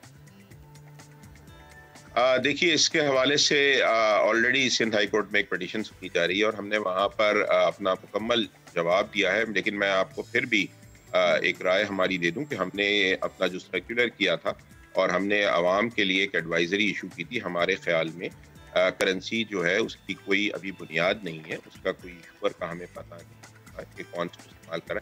हमें ये भी नहीं पता कि बिटकॉइन अगर 40,000 का हुआ तो क्यों हुआ और अगले ही दिन 29,000 का हो गया तो उसकी क्या वजह है। तो इसमें वॉलेटिलिटी बहुत है। तो हम ये नहीं चाहेंगे कि आवाम इसमें जाए, आम आदमी जाए और अपनी, हमारे मुल्क में लोगों की बड़ी मेहनत से और हक हलाल की कमाई होती है, उस कमाई को इस तरह के कामों में इस्तेमाल करें। और ना ही हम अपने ये चाहेंगे कि हमारे रेगुलेटेड जो इदारे हैं वो इसको इस्तेमाल करें। क्रिप्टो करेंसी पाकिस्तान में लीगल टेंडर नहीं है। लीगल टेंडर गवर्नमेंट की इशूड करेंसी सर होगी भी नहीं आगे चलकर इन फ्यूचर। देखिए अभी तो उसका दुनिया में कहीं भी इसको लीगल टेंडर जो है वो नहीं तस्लीम किया गया है और इसके कवानीन बनाने पर बात हो रही है। पाकिस्तान में भी बहुत ज्यादा हुकूमत भी कोशिश कर रही है और हम भी उस पर काम कर रहे हैं। तो अब आगे क्या होगा ये तो अब वक्त ही आपको बताएं। अच्छा सोहेल साहब, एक और चीज़ ज़रा समझाएगा। आपने कहा कि बड़ा आसान है कि मोबाइल नंबर से मोबाइल नंबर पे पैसे ट्रांसफ़र इजीली हो जाएंगे, तो अक्सर ऐसा होता है कि मोबाइल नंबर गलत एंटर किया जाता है, क्योंकि ये 2 दफ़ा हो चुका है पर्सनली मेरे साथ। तो आप फिर कॉल करते हो, रिक्वेस्ट कर देते हैं कि पैसे आप वापस ट्रांसफ़र कर दें। जब बैंक अकाउंट होता है तो ये थोड़ा आसान हो जाता है कि आपका वो बता देते हैं कि अकाउंट नंबर आपने गलत लिखा हुआ है। इसमें भी कितनी आसानी है? देखिए रास्ट में जो एक बहुत बड़ा डिफरेंशिएटिंग फैक्टर है अभी मौजूदा निज़ाम के मुकाबले में, जब आप किसी को पेमेंट भेजेंगे तो उसकी अथेंटिकेशन पहले सिस्टम करता है। यानी जब पेमेंट जाएगी तो आपका बैंक चेक करेगा कि ये आप ही का मोबाइल नंबर है या आप ही का अकाउंट है। अगर नहीं है तो वो उस ट्रांजेक्शन को ही नहीं होने देगा, वहीं रोक देगा। और अगर ये इन्फॉर्मेशन ठीक होगी तो ये ट्रांजेक्शन करेगा। तो उसको हमने इस तरह से इसमें अकाउंट फॉर। ठीक, मैं सर दोबारा से बस एक कमेंट उस पर चाह रहा था क्रिप्टो एंड बिटकॉइन से मुतालिक। सर उसको लेकर ये कहा जाता है कि इजी एस्केप है और मनी लॉन्ड्रिंग से मुतालिक भी बहुत ज़्यादा उसको लिंक किया जाता है। Sir is this the case? जी बिल्कुल। हमने जब अपनी एडवाइजरी इशू की थी उससे पहले स्टेट बैंक ने बहुत ज़्यादा रिसर्च की थी। हमारे स्पेशल यूनिट्स हैं जो इस पर काम करते हैं और हमने दूसरे हुकूमती इदारों के साथ भी मिलकर इस पर काम किया था। इसमें हमें एक तो ये पता नहीं है कि क्रिप्टो करेंसी कहाँ से हो रही है, कौन इसको चला रहा है। दूसरा, इसको मनी लॉन्ड्रिंग में और टेररिस्ट फाइनेंसिंग वगैरह में, ड्रग्स में इस्तेमाल कर बहुत ज़्यादा किया जाता है। ड्रग्स के काम में बहुत ज़्यादा इस्तेमाल होती हैं ये और दुनिया की तमाम ही रेगुलेटरी अथॉरिटीज़ इस हवाले से परेशानी का शिकार हैं।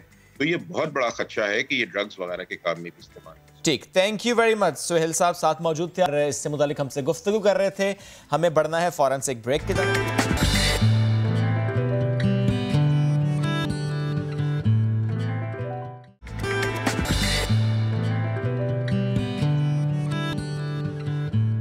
इंसानी सफ़ात में से एक सिफ्त है, इसी पर एक शेर है, किसी को कैसे बताएं ज़रूरतें अपनी, मदद मिले ना मिले आबरू तो जाती है। कराची का बच्चा अब्दुल वारिस इसी खुददारी की एक जीती जागती मिसाल है। उम्र 13 बरस, लेकिन घर वालों को बेहतर ज़िंदगी देने के लिए 6 साल की उम्र से ये काम कर रहा है। वालिदा इसकी खाना बनाती हैं और ये खाना जाके फिर बेचता है। पापोश के इलाके में साइकिल पर ये खाना फ़रोख्त करता है। अगर कोई इसे मदद की नीयत से बात करे तो कहता है मुझे मदद नहीं चाहिए, मैं मेहनत कर रहा हूँ, मुझे इसी का सिला चाहिए। महक गुज़श्ता रात इस बच्चे के पास गई, इससे मुलाकात करके आई। कितना खुददार ये बच्चा है। बहुत सारी बातें महक ने की, आपको सुनवाते हैं और दिखाते हैं।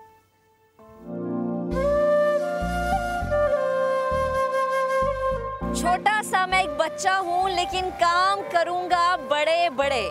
ये लाइनें हमने बहुत सुनी हैं, बहुत पढ़ी हैं, लेकिन मैंने इसकी जीती जागती मिसाल ढूंढ ली है और मैंने सोचा कि मैं अपने प्रोग्राम के प्लेटफॉर्म से उस मिसाल से, उस बाहिम्मत लड़के से, उस नन्हे लड़के से आपको मिलवाऊं। पापोश नगर में मैं इस वक्त मौजूद हूँ और वो लड़का जिसका मैंने जिक्र किया है वो 13 साला बच्चा अब्दुल वारिस मेरे साथ मौजूद है। अस्सलाम वालेकुम। वालेकुम अस्सलाम। कैसे हैं आप? ठीक है, अल्लाह का शुक्र है। अच्छा, मैं आपसे सिर्फ सवाल पूछूंगी। कहानी मैंने आपकी देख ली, पढ़ ली।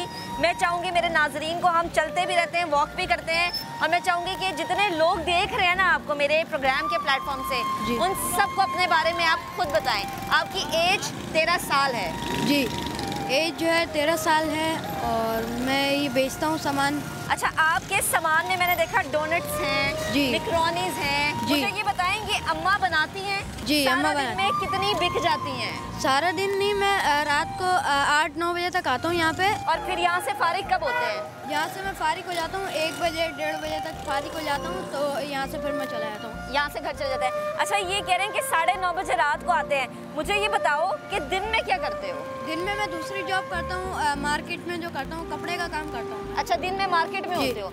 वो वाली नौकरी, वो वाली जॉब कितने बजे शुरू होती है? वो जॉब होती है 11 बजे शुरू होती है, सुबह 11 बजे शुरू होती है। और वहाँ से फारिग कब होते हो?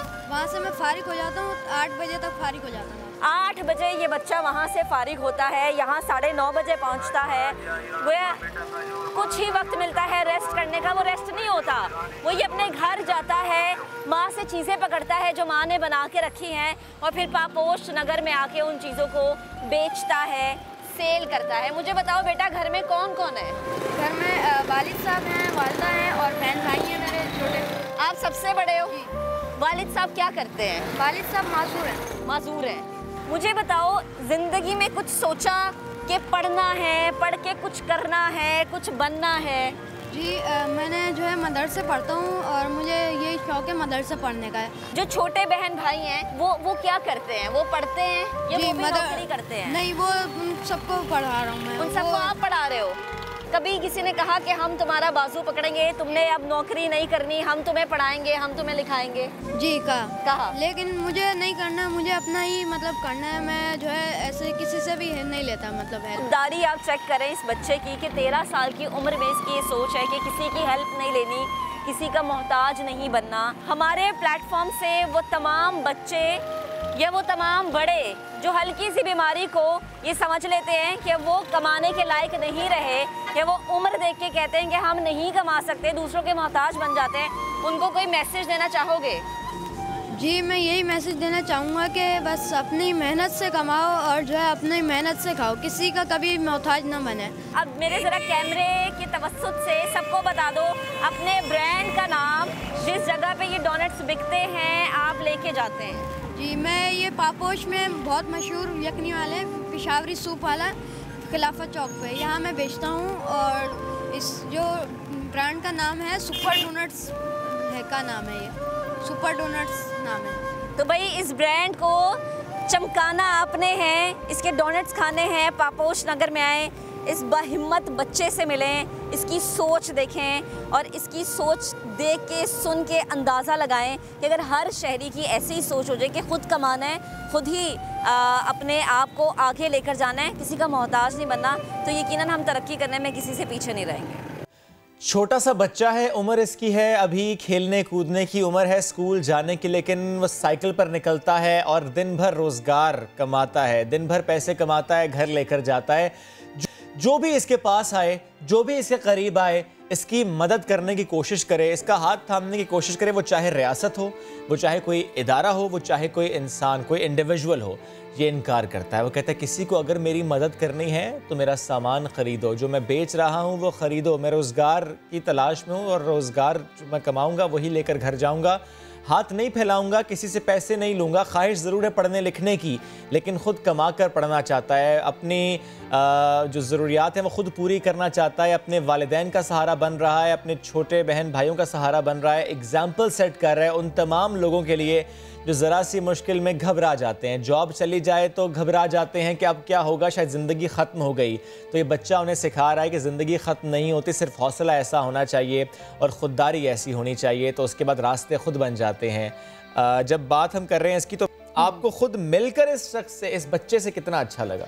अच्छा, मैंने जब उससे ये कहा कि आप चाहते हैं कि कोई आपकी हेल्प करे या आप कोई मैसेज देना चाहते हैं, उसका जो मैसेज था, और 13 साल की उम्र में एक छोटे से बच्चे का इतना हौसला, और उसने कहा कि मैं दूर की सोच रखता हूँ, मैं मुस्तकबिल के बारे में सोचता हूँ। तो बड़ी मतलब मुझे तो बड़ी हैरानगी हुई, क्योंकि हम देखते हैं कि 13 साल की उम्र के जो बच्चे होते हैं अमूमन उन्हें या तो खेल कूद से लगा होता है या वो सोच रहे होते हैं कि उन्होंने फ्यूचर में क्या बनना है। और जब मैंने इससे पूछा कि आप क्या सोचते हैं कि आपने फ्यूचर में आगे क्या करना है, क्या बनना है, क्योंकि हर किसी कोई डॉक्टर बनना चाहता है, कोई पायलट बनना चाहता है, कोई इंजीनियर बनना चाहता है, तो इस बच्चे ने मुझे कहा कि मैं चाहता हूँ कि जो मेरा ये ब्रांड है डोनट्स का, ये बहुत ज़्यादा मशहूर हो जाए, लोग आए दूर दूर से खाने के लिए, लोग आए इसको एंजॉय करें। और मतलब उसकी आंखों में जो एक चमक थी और जो एक उसकी आंखों में ख्वाहिश थी, आप ये कह लें कि रोशन मुस्तकबिल के हवाले से, मुझे लगता है कि इस बच्चे से बहुत बड़े बड़े लोगों को बहुत कुछ सीखने का मौका मिला। और ये बच्चा, इसका मुस्तकबिल रोशन होगा, क्योंकि अभी से उसकी आंखें ये बताती हैं कि रोशन मुस्तकबिल है इसका, क्योंकि फ्रॉम द डे वन जिस तरीके से वो काम कर रहा है, जिस तरीके से वो मेहनत कर रहा है और जिस खुददारी से वो काम कर रहा है, वो मिसाली। अच्छा, उसने ये बताया कि वो 6 साल की उम्र से 6 साल की उम्र से कर रहा है। वो उम्र ही नहीं है काम करने की, बट जाहिर है वो कहते हैं मैं नहीं मांगूंगा और ना मैं अपने घर के किसी फर्द को मांगने दूंगा। वो खुद सहारा बना। 13 साल का वो है, बाकी जो उसके बहन भाई हैं उनका खर्चा उठाता है, उनको तालीम दिलवा रहा है, अपने वालिद की देखभाल कर रहा है, अपनी माँ को देखता है। मतलब एक 13 साल का बच्चा, एक 13 साल का बेटा, सोचें कि मतलब अपने घर में कितनी रोशनी फैला रहा है, एक ऐसा रोशन चिराग है। सिर्फ घर में नहीं, हाँ, पूरे मुल्क में देखने वालों को एक पैगाम है। वही तो कह रही हूँ कि एक ऐसा रोशन चिराग है जिसकी वजह से बहुत सारे लोगों को रोशनी और बहुत सारे लोगों को सबक मिलता है, सीख मिलती है कि खुददार होना जरूरी है। हम देखते हैं शुएब, आजकल लोग सेहतमंद होते हैं, हट्टे कट्टे होते हैं, लेकिन दूसरों के आगे हाथ फैला रहे होते हैं। उन्होंने शायद इस चीज़ को एक पेशा बना लिया है, लेकिन इस बच्चे ने जो कल बातें की, जो इसका जज्बा था, जो इसकी हिम्मत थी, वो देखने के लायक थी। और 13 साल की उम्र में मैं कहती सलाम है इस बच्चे की, ऐसी सोच को, ऐसे जज्बे को। और मतलब मजे की बात यह है कि जब इसकी ये बास्केट खाली हो जाती है, दोबारा घर जाता है, फिर भर के लेकर आता है, फिर वो मतलब सेल करता है। मुझे कल इसने बताया कि मैं 9:30 पे आता हूँ यहाँ पे, और रात को 2:30 पे वापस घर जाता हूँ, और फिर सुबह इसने 9 बजे उठना होता है, क्योंकि इसकी जो 2 जॉब से करता है, जो एक नौकरी कपड़े की दुकान वाली, वहाँ पर ये जाता है। यानी सिर्फ 5-6 घंटे उसकी नींद होती होगी, वो भी ना जाने होती होगी या घर जाके और कोई काम करता होगा। अच्छा, मैंने एक चीज़ सोची कि इसने मुझे बोला कि मैं 8 बजे वापस आ जाता हूँ उस नौकरी से, और 9:30 पे मैं यहाँ पे। दरमियान में कितना कम वक्त है, बहुत कम वक्त है। मतलब हम जब घर जाते हैं हमें 4-5 घंटे चाहिए होते हैं रिलैक्स होने के लिए, लेकिन उस बच्चे को आप देखिए कि सारा दिन वो एक कपड़े की दुकान पे काम करता है, उसके बाद जब वो घर जाता है, यकीनन उसके लिए रेस्ट का वक्त नहीं होता, थोड़ा सा खाता होगा, माँ उसको टोकरी जो है वो पैक करके देती होगी, चीज़ें उसमें रखती होगी, और वो फिर पापोश नगर पे आ जाता है। चलें, हम ये जरूर कहते हैं let's support him in the way कि जब भी आप वहाँ पर जाएं तो आप जरूर इस बच्चे को ढूंढें, मिल जाएगा आपको, इससे जरूर ये डोनट्स लेकर खाएं। जबरदस्त, बड़े मजे मैं आपके लिए लेकर आऊं। चले, हम दोबारा चले जाएंगे, हम दोबारा जाएंगे इस बच्चे के पास, और पूरी टीम जाएगी हमारी। हम डोनट्स भी खा के आएंगे, और हम आपको भी कहते हैं ज़रूर वहाँ पर जाएं और उस बच्चे से मिलें, और ये डोनट्स ज़रूर खाएं, ताकि इसको सपोर्ट हम कर सकें इसी तरीके से कि उसकी खुददारी हट जाए।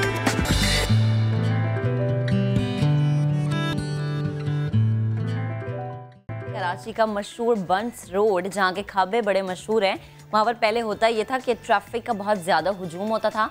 अब वो जगमग कर रहा है, क्योंकि नए साल की आमद पर बड़े नए प्लान्स वहाँ के लिए बनाए गए हैं। बंस रोड फूड स्ट्रीट का नक्शा ही बदल दिया है। 7 जैसे ही बजते हैं, यानी शाम के 7 जैसे ही बजते हैं, फूड स्ट्रीट पर गाड़ियों का दाखिला बंद हो जाता है और मनपसंद खाबों की टेबल्स सज जाती है। शेब ने किया ये कि उन्होंने मुझे कॉल की, उन्होंने कहा महक आ जाएं, मैं वहाँ चलते हैं, आपको मैं खाना खिलाता हूँ। तो मैंने कहा मुफ्त का खाना कौन मना कर सकता है। मैंने कहा शेब ठीक है, आप मुझे ले जाएं वहाँ पे। हमने वहाँ की रोशनियाँ देखी, एंजॉय किया, हमने बहुत कुछ खाया भी, खाया पिया भी बहुत, लेकिन क्या वाकई सब कुछ बहुत अच्छा है कि सब बहुत खुश हैं, या कि कुछ लोग हैं जो कि ना खुश भी हैं, परेशान कुछ लोग हैं। हाँ। लेकिन परेशानी और खुशी दोनों आपको दिखाते हैं। पाकिस्तान के तकरीबन हर बड़े शहर में फूड स्ट्रीट है। कराची में भी अब फूड स्ट्रीट है जनाब, जहां पर ना बाइक चलेगी ना गाड़ी जाएगी, सिर्फ पैया पैदल जाना पड़ेगा। और ये है जनाब बंस रोड की कहानी, क्योंकि यहाँ पर आ चुकी है तब्दीली। मैंने महक को कॉल किया और कहा महक बाहर चलते हैं और देखते हैं कि बंस रोड कितना बदल रहा है और वहाँ पर अब इस तब्दीली से लोग कितना खुश हैं। तो भाई अपना बाइक जाएगी, ना रिक्शा, ना गाड़ी, ना कोई बड़ी गाड़ी जाएगी। अब जाएंगे तो हम जाएंगे, अब जाएंगे तो पैदल चलने वाले जाएंगे और एंजॉय करेंगे मजे की बिरयानी, दही भल्ले, फ्रेस्को के समोसे। अभी आप मुझे कह रहे थे ना बड़े मजे, तो इन्होंने बहुत कुछ आज मुझे खिलाना है। मैं तो भाई कोई वॉलेट नहीं लेके, पैसे लेके इनकी जेबें भरी। चलिए जी, मैं हूँ आपका मेजबान, आइए आप भी मेरे साथ और हम देखते हैं कि यहाँ पर महक क्या क्या खाना चाहती हैं और क्या महक को यहाँ पर बहुत ज्यादा भाता है। चटखारेदार, मसालेदार।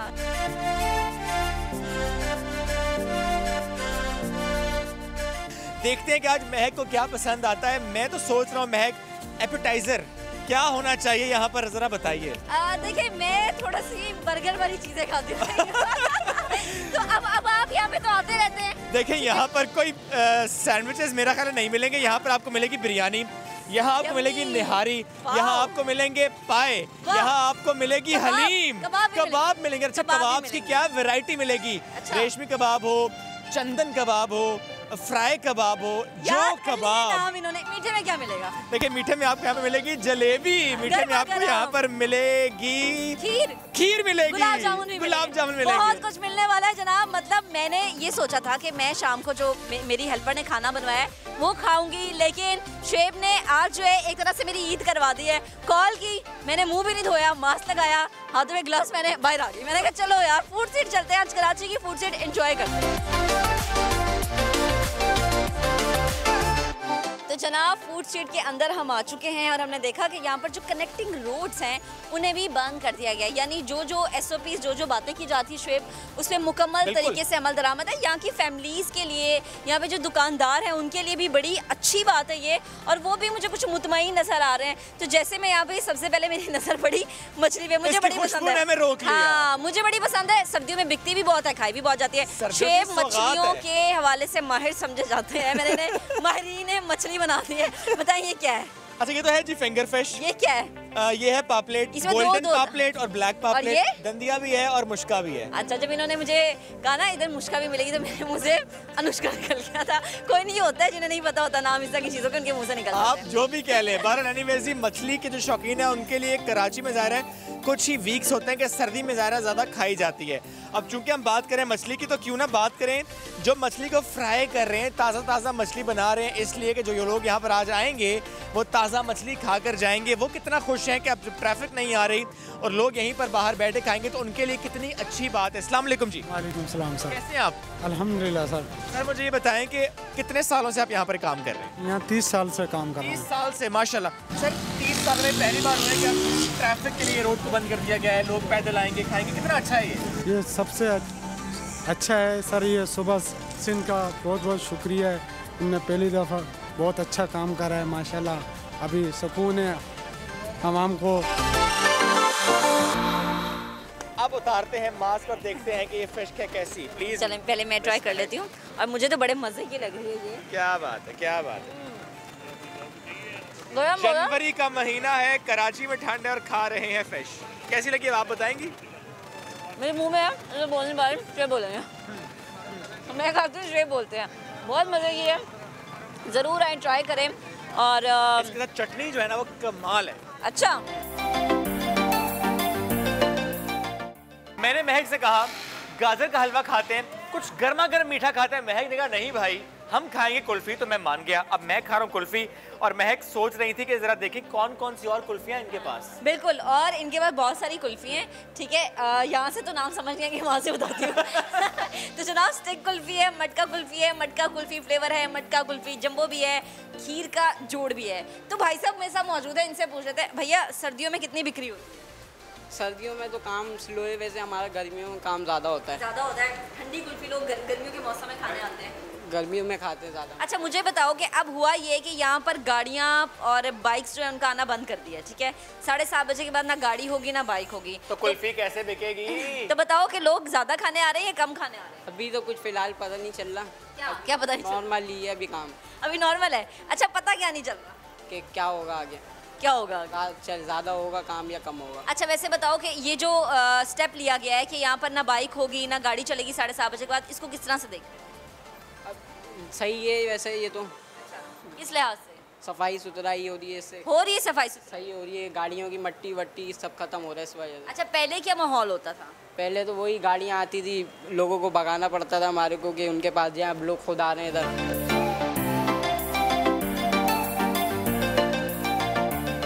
तो जनाब शुएब बहुत सारी चीज़ें खाने पीने की ढूंढ रहे हैं। मैंने कहा मैं ख़वातीन से बात करने की कोशिश करती हूँ। एक खातून मुझे मिली हैं, कुछ खाने ही आए यहाँ पे। अस्सलाम वालेकुम। वालेकुम अस्सलाम। कैसी हैं आप? ठीक है। क्या खा रही हैं? सूप पीना है। सूप पीने आई हैं? अच्छा यहाँ पे सूप भी मिलता है? जी। मुझे पता ही नहीं था, जरूरी सूप भी पिलाएं। मेरे फादर की शॉप है। अच्छा आपके फादर की शॉप है, फिर तो मुफ्त में। तो रोजाना आएंगे? मैंने नहीं मैं घर से आए मेरे। हाँ वो कहती हैं कि भाई भैया की जो दुकान है या अब्बा की जो दुकान है ज़्यादा खर्चा नहीं करवाना। अच्छा मुझे बताएं यहाँ पर अब बाइक्स को गाड़ियों की पाबंदी है, 7:30 बजे के बाद जो है बाइक्स नहीं आएंगी, गाड़ियाँ नहीं आएंगी, किस तरह से इस स्टेप को देख रही हैं आप? नहीं सही है, अच्छा है, कम से कम पब्लिक को सपोर्ट मिलेगा, सुकून मिलेगा। पहले क्या होता था? पहले ट्रैफिक जाम होता था, रश वगैरह की वजह से बहुत परेशानी होती थी मुश्किल होता जी। था ना? अब काफ़ी कंफर्टेबल रहेंगी पब्लिक वगैरह। तो बच्चों को भी लेके आ गए जी भाई, भैया अब तो ट्रैफिक नहीं है, बच्चों को भी साथ ले जाओ। आते रहते हैं यहाँ पे। सर मुझे ये बताएं, यहाँ पर अब ट्रैफिक आना जाना बंद कर दिया है, 7:30 बजे के बाद गाड़ी नहीं होगी, बाइक नहीं होगी, तब्दीली है, कैसा देख रहे हैं आप? अच्छा लग रहा है। अच्छा लग रहा है। आप भी बड़े दोस्तों के साथ बैठ के गपशप मार रहे हैं? जी हाँ बिल्कुल। थोड़ा सुकून है यहाँ, बहुत सुकून। पहले क्या होता था यहाँ? पहले रश बहुत था, धुआं बहुत होता था, शोर शराबा था और जल्दी बंद हो जाती थी मार्केट, तो वीरानी हो जाती थी। अब रोड भी बना दिया इन्होंने, अच्छा कर दिया, लाइटें लगा दी हैं बिल्डिंगों में, कलर भी कर दिए बिल्डिंग। हाँ, अब लग रहा है पूरा ये ओल्ड टाउन सही हो गया है। अच्छा एकदम अच्छा एकदम है। सर मुझे ये बताएं कि जब से ये फैसला हुआ कि अब यहाँ पे ट्रैफिक नहीं आएगी, आप कितना खुश हैं? बात ऐसी है कि हमारे खुश होने से कुछ नहीं होता। अच्छा। कारोबार बढ़ेगा तो हम खुश होंगे सबका। अब बात ऐसी है कि रोड बंद करने से थोड़ा सा डिफ़ॉल्ट ये हो रहा है कि यहाँ पर बंस रोड पर मखसूस दुकानें हैं जो रोटी सालन वाला हिसाब है, कटाकट हो गया, कढ़ाई गोश्त हो गया, तो इनका काम जो होता है वो 10 बजे के बाद खाना खाया जाता है। तो अब पहले से जब दुकानें रोड बंद कर देते हैं तो बाकी भी दुकानें हैं, यहाँ पर फोटो स्टेट की दुकानें हैं, यहाँ पर देसी घी की दुकान है, यहाँ पर चाय की दुकान है। तो अब ये कस्टमर जो है, जब जल्दी हम रोड बंद करते हैं वहाँ से कोने से, तो यहाँ कस्टमर नहीं आता, उनका माशी कत्ल हो रहा है। अच्छा मुझे बताएं, आपने ये सोचा कि भैया गाड़ी और बाइक्स का तो दाखला ममनू है, तो अब इजीली जाके खाना खाते हैं? जी इसलिए खाना खाते हैं। आप बताएं। जी हाँ, बच्चों के साथ एंजॉय कर रहे हैं, घूम रहे हैं और अच्छा एंजॉय कर रहे हैं, मज़ा आ रहा है। और ये जो स्टेप लिया गया है कि ना गाड़ियाँ आएंगी ना बाइक्स आएंगी 7:30 बजे के बाद, 8 बजे के बाद, इसको किस तरह से देखें? अच्छा है, ज़ाहिर है फैमिली आती बच्चों के साथ तो उनको कंफर्टेबल फील होगा, इसीलिए हम तो एंजॉय कर रहे हैं। क्या खाने वाली है? जी मैंने बेटे को कहा मुझे कुल्फा खिला दे। कुल्फा खिला दे इतनी ठंड में? बस दिल कर रहा था आज। क्या खाने आए? हम अभी तो चाय पीने आए हैं, फिर आगे देखते हैं कि क्या खाते हैं। खाने दही बड़े, उसके बाद कढ़ाई वगैरह ये चीज़ें चेक करें। लेकिन पहले चाय पी। ये इस्लामाबाद से आई है सर। अच्छा आप इस्लामाबाद से आए हैं? इस्लामाबाद में तो बड़ा सुकून होता है। खास फ्रेस्को के दही बड़े। दही बड़े खाने आई हैं। अच्छा मुझे बताएं कि इस्लामाबाद में तो बड़ा सुकून वाला माहौल है जनाब, कराची में आपको आके अब ये कैसा लग रहा है? कोई बाइक नहीं है, कोई शोर नहीं है, कोई गाड़ी नहीं? बहुत ज़्यादा अच्छा लग रहा है। अभी बंस रोड पे तो काफ़ी अच्छा लग रहा है। कितनी देर बाद आई? 4 साल बाद। और पहले क्या था और अब क्या था? काफ़ी फर्क है।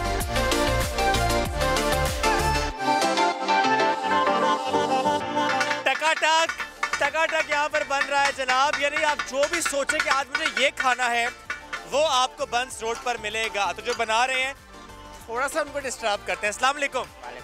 कैसे हैं आप? अल्लाह का शुक्र। बड़ा ज़बरदस्त बना रहे हैं आप। जी बिल्कुल। ये बताएंगे जब से बंस रोड पर हमने देखा कि ट्रैफिक के लिए बंद कर दिया गया, तो कितना अच्छा आपको लगा कि अब लोग आराम से आ सकेंगे? जी जी आराम से आ जाएंगे और माशाल्लाह सही ग्राहकी आ रही है। सही लोग आ रहे हैं? सही लोग आ रहे हैं। जबरदस्त। बड़ा खुश है ये भी इसलिए कि पहले यहाँ पर लोग आके गाड़ियाँ पार्क करते थे, बाइक्स पार्क करते थे, बैठने की जगह डिस्टर्ब हो जाती थी। आपने कहा कि आज घर में खाना नहीं पकाना, आज बाहर जाना। हाँ ना, कभी कभी ऐसा भी तो होना चाहिए ना, खवातीन की भी छुट्टी होनी चाहिए, औरतों का भी तो होना चाहिए। एक दिन नहीं, हर दिन औरत का होना चाहिए, हर दिन मियाँ को तंग किया करे बाहर लेकर। बिल्कुल बिल्कुल, बहुत मजा आ रहा है, सुकून पुरसुकून जगह है, बहुत अच्छा लग रहा है। शोर नहीं है? शोर नहीं है, हम वैसे भी पंजाब से आए तो बहुत अच्छा लग रहा है। छोटा बच्चा भी है, इसको तो देख के लग रहा है बहुत ही भूख लग रही है। भूख लग रही है बेबी को? क्या खाना है? क्या खाओगे? कढ़ाई। दाल? क्या खाएंगे? कढ़ाई। सबने सोचा कि भैया कढ़ाई खानी है, पहले चाय पीनी है, फिर मुश्तरका होगी जनाब इनकी एक और बैठक, फिर कढ़ाई के अलावा और क्या क्या खाया जाएगा ये भी डिसाइड होगा।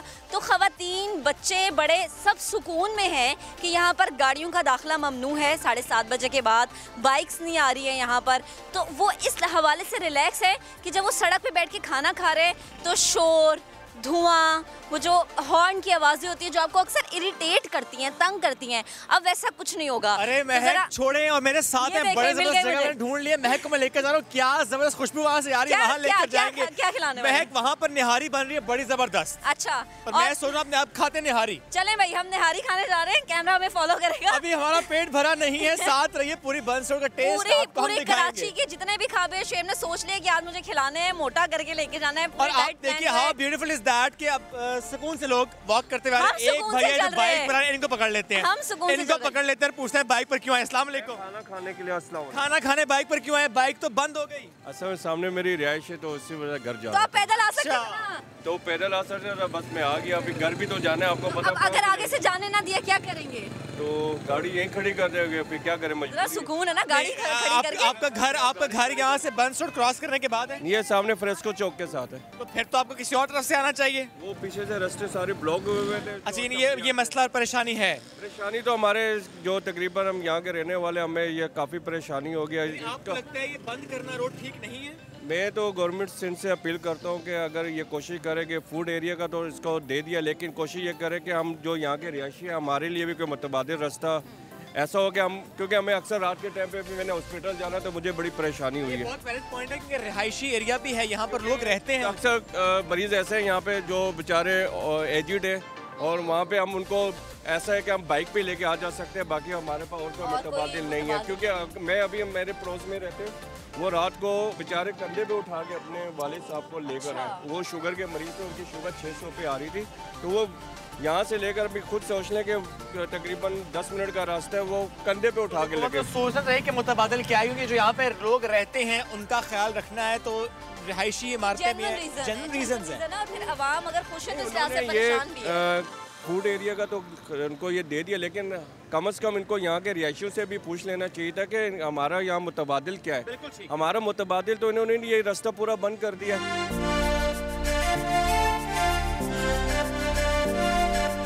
देखिए जी, चंदन कबाब भी है, लेबनानी बोटी भी है, मलाई बोटी भी है, धागा कबाब भी है। चलें, चिकन रेशमी कबाब भी, लेकिन मैंने आपको क्या खिलाना है मैं वो सोच रहा हूँ।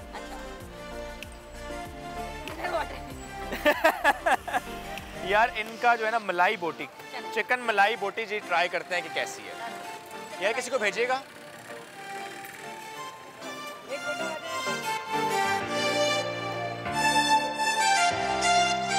ये आपके रेशमी कबाब होते हैं? कहाँ है? ओ, रेशमी कबाब थे, मलाई बोटी थी। मैंने मलाई बोटी थी। एक बस मलाई बोटी ला दें, एक मलाई बोटी साथ चटनी ला दें, जल्दी से ला दीजिएगा। और अच्छा, अच्छी बात ये है बड़ा जल्दी से आ गया है और मुझे बड़ा मजे का लग रहा है ये। अच्छा, मैंने मलाई बोटी क्यों मंगवाई? क्योंकि आपने कहा था ना मटन खाएंगी ना बीफ खाएंगी। मैंने कहा था मैं चिकन खाऊंगी, तो उन्होंने इसलिए चिकन मलाई बोटी मंगवा ली है। अगर मिल जाए चटनी भी तो क्या ही बात है। हाय, सलाद भी आया, कमजोरी हमारी हूँ। डाइटिंग के प्लान का सबसे मेन हिस्सा होता है सैलेड, तो जनाब सैलेड भी आ गया। अब हम खाते हैं और देखते हैं कि ये मलाई बोटी कैसी है। वैसे जितनी बार मैं यहाँ पर है मुझे मलाई बोटी बहुत अच्छी लगी है। गरम भी बहुत है। नान के साथ नहीं खाऊंगी मैं भी नहीं खाऊंगा, लेकिन बाकी गरम बहुत। नान मंगवाया कि मैंने नहीं मंगवाया, उन्होंने कर्टसी में दिया है।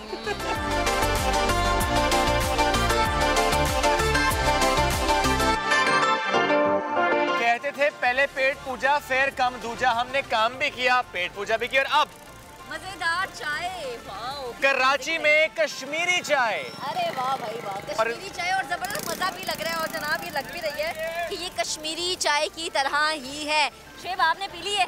टेस्ट आ रहा है, टेस्ट आ रहा है कश्मीरी वाला, टेस्ट आ रहा है। अरे वाह भाई जनाब, मैं भी अभी पीऊंगी थोड़ी देर में। गर्म बहुत है, वैसे ही गर्म चीज़ खाने से मुंह जल जाता है, इसलिए कहते हैं ठंडी चीज़ करके खाए। जनाब यहाँ पे ठंडी कुल्फ़ी भी है, यहाँ पे मज़ेदार बिरयानी भी है, यहाँ पर फ्राई कबाब भी है यहाँ पर, और हमने क्या कहा था मलाई बोटी भी है यहाँ पर, और इसके अलावा निहारी भी है यहाँ पर, फिश भी है यहाँ पर, दही बड़े भी है यहाँ पर, बन कबाब भी है, कबाब भी है यहाँ पर, कटाकट भी है यहाँ पर। यानी जो आप खाना चाहते हैं वो यहाँ पर आपको मिलेगा। मशहूर तरीन कराची की बिरयानी यही मिलेगी, हलीम मशहूर कराची की यही मिलेगी, निहारी सबसे मशहूर कराची की यही मिलेगी, दही बड़े भी यहाँ पर मिलेंगे जनाब। लेकिन अगर यहाँ पर कुछ कम मिलेगा, कुछ यहाँ पर नहीं मिलेगा, तो गाड़ी का यहाँ पर धुआं आपको नहीं मिलेगा, यहाँ पर बाइक का शोर नहीं मिलेगा, थोड़ा थोड़ा कम कम मिलेगा। लेकिन जो लोग यहाँ पर रहते हैं, जो लोग यहाँ से गुजरते हैं, वो लोग कह रहे हैं कि ये फैसला दुरुस्त नहीं है। वो तनकीद कर रहे हैं, वो कहते हैं कि खुदा ना खास्ता कोई बीमार हो जाए वो कैसे यहाँ से जाएगा। तो रिहायशी लोग हैं वो ज़रूर शिकवा करें, वो कहते हैं कि इसको रिव्यू होना चाहिए। इसके साथ साथ यहाँ पर हेयर ड्रेसर शॉप्स भी हैं, फोटो स्टेट की दुकान भी है, और दुकानदार भी हैं, वो परेशान हैं। वो कहते हैं कि इस फैसले से उनका कारोबार मुतासर होगा। एट द सेम टाइम कुछ लोग खुश, कुछ लोग नाखुश हैं। देखते हैं कि हुकूमत आने वाले दिनों में रिव्यू करती है या नहीं। लेकिन जो यहाँ के रिहायशी लोग जो रीज़न दे रहे हैं, जो शिकवा करें, वो जेन्युइन है। क्योंकि देखिए खुदा न खासा उनके घरों में कोई बीमार हो जाए, उन्हें इमरजेंसी हो जाए, वो किस तरह से बैरियर्स को हटाएंगे, किस तरह से जाएंगे। तो अगर गवर्नमेंट ये फैसला कर रही है कि इस जगह को आवाम के लिए इस तरह से बनाया जाए कि आवाम रिलैक्स होकर हमारी तरह फुटपाथ पे बैठ के चाय पी ले, तो रिहायशियों का भी ज़रूर सोचें। बिल्कुल जी, लेट्स सी हुकूमत आने वाले दिनों में क्या करती है, क्योंकि जाहिर है विद पैसेज ऑफ टाइम लोग भी समझ पाएंगे कि ये जो फैसला है क्या ये अच्छा है या नहीं अच्छा। हुकूमत भी समझ पाएगी यहाँ के हालात देखने के बाद कि क्या इस फैसले के अच्छे असर मुरतब होंगे नहीं। चलिए जी, यहाँ से करते हैं आपको खुदाफिज, बड़ा मजा आया, जरूर आइए and then give us the review कि आपने बंस रोड को अब कैसा पाया।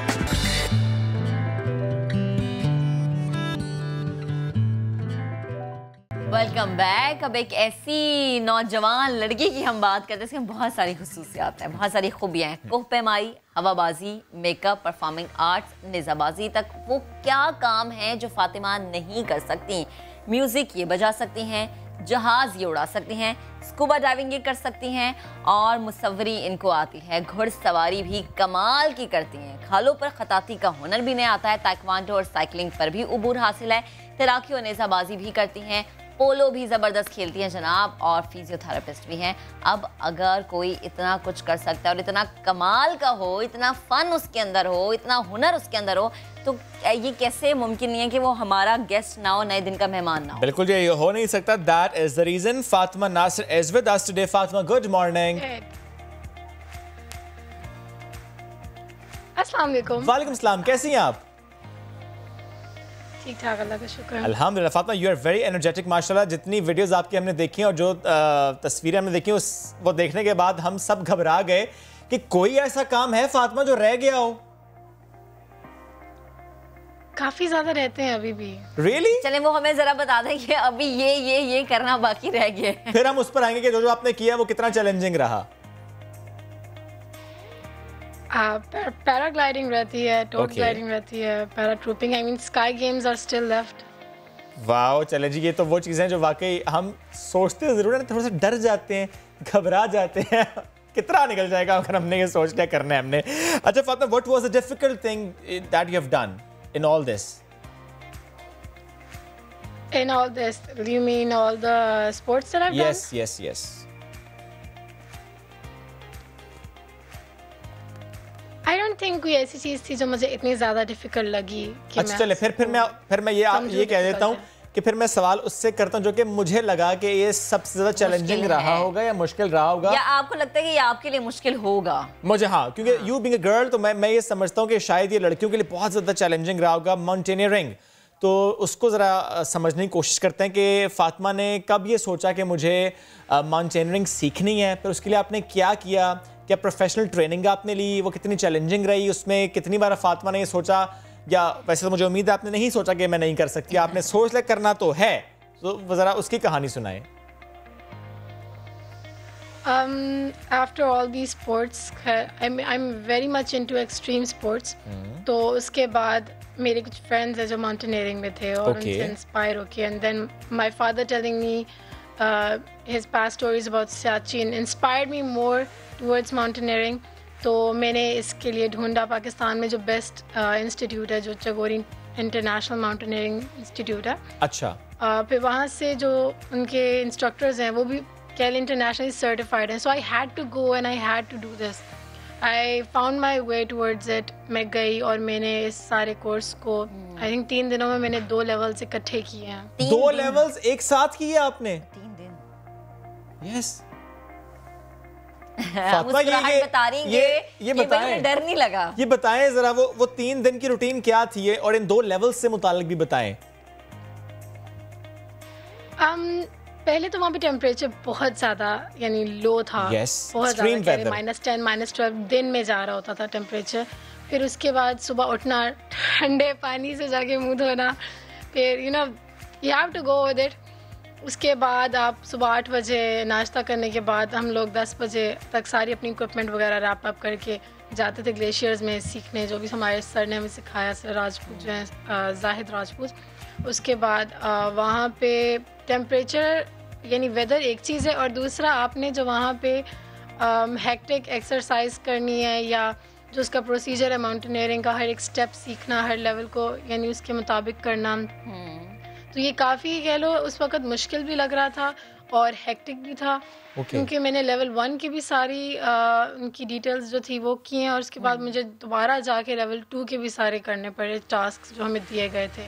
इसके अंदर आपको लाइक, और वो ऊपर से आप ग्लेशियर में कर रहे थे, तो ये ज़रा और थोड़ा सा टफ था मेरे लिए, लेकिन अल्हम्दुलिल्लाह I did it. Physically tough था या मेंटली चैलेंजिंग था?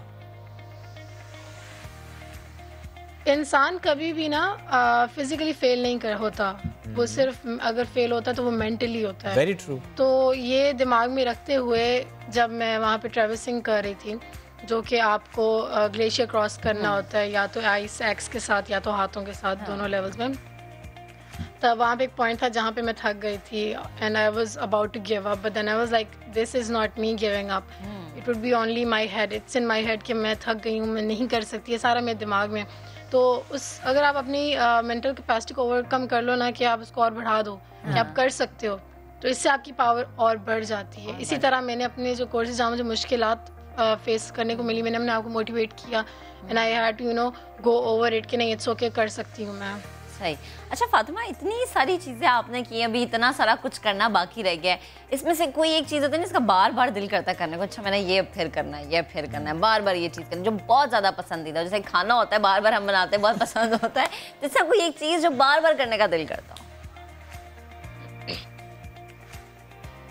एक्सट्रीम स्पोर्ट्स, इसमें स्कूबा डाइविंग आती है, स्काई डाइविंग आती है, माउंटेनियरिंग आती है, anything that has adrenaline in it. Okay, तो वो आप चाहेंगी दोबारा से आप करें। अच्छा Fatima, coming back to mountaineering, जो आपने 2 कोर्सेज इकट्ठे किए, 3 दिन में किए, ज़रा वो चैलेंजिंग थे लेकिन आपने ज़बरदस्त किया, और लड़कियां भी थीं आपके साथ, और इसके अलावा क्या आपने ये जो सीखा, सब इसी तरह सीख पाते हैं जो आते हैं या नहीं? फातिमा ने कुछ रिकॉर्ड बनाया है इसमें?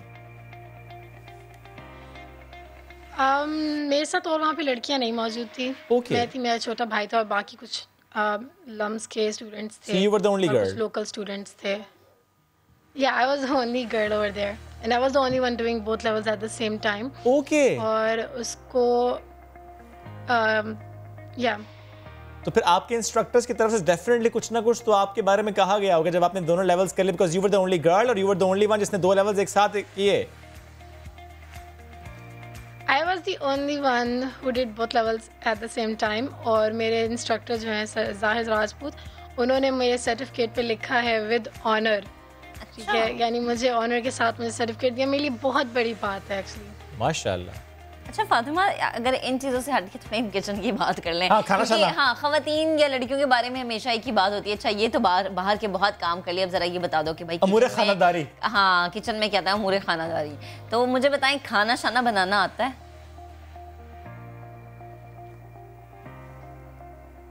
ये हाँ था ये नहीं था? ये हाँ था because I did my certification in cookery from Gautam. माशाल्लाह, तो वाओ, प्रोफेशनल शेफ हैं जी आप तो। आप भी सीखें। अच्छा, नहीं तो मैं पोल खोल देना इधर, ठीक है?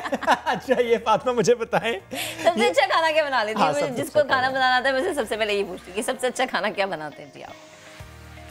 मैं बेसिकली ज़्यादा इंटरेस्टेड ना, खैर I am a foodie, Lahori हूँ तो ऐसा हो नहीं सकता कि खाने का शौक ना हो। yes. तो इसी की बेस पे like I love food and I love tasting them. तो जो मुझे बेहतरीन बनाना आता है that is desserts, cakes and you know bakery items. उसके बाद बार पे आ जाएं juices and cocktails and stuff like that, and apart from that I love steaks. ज़बरदस्त। ये 3 चीज़ें जो मैं बहुत शौक से खाती हूँ, बनाती हूँ। ज़बरदस्त। Fatima, you are an inspiration, लेकिन फातिमा की अपनी इंस्पिरेशन कौन है? मेरे लिए मेरे फादर हैं, मेरी मदर हैं। ओके, फादर मदर की सपोर्ट फ्रॉम डे 1 रही या कभी मदर ने कहा हो तुम लड़की हो एटलीस्ट ये तो छोड़ दो, ये तो मत करो, यहाँ तो मत जाओ, ऐसे तो ना करो? हाँ, देयर आर टाइम्स जब मेरी मॉम जो होती हैं खुद घबरा जाते हैं कि ये क्या करने जा रही है, लेकिन at the end I am 110% sure about the things I do.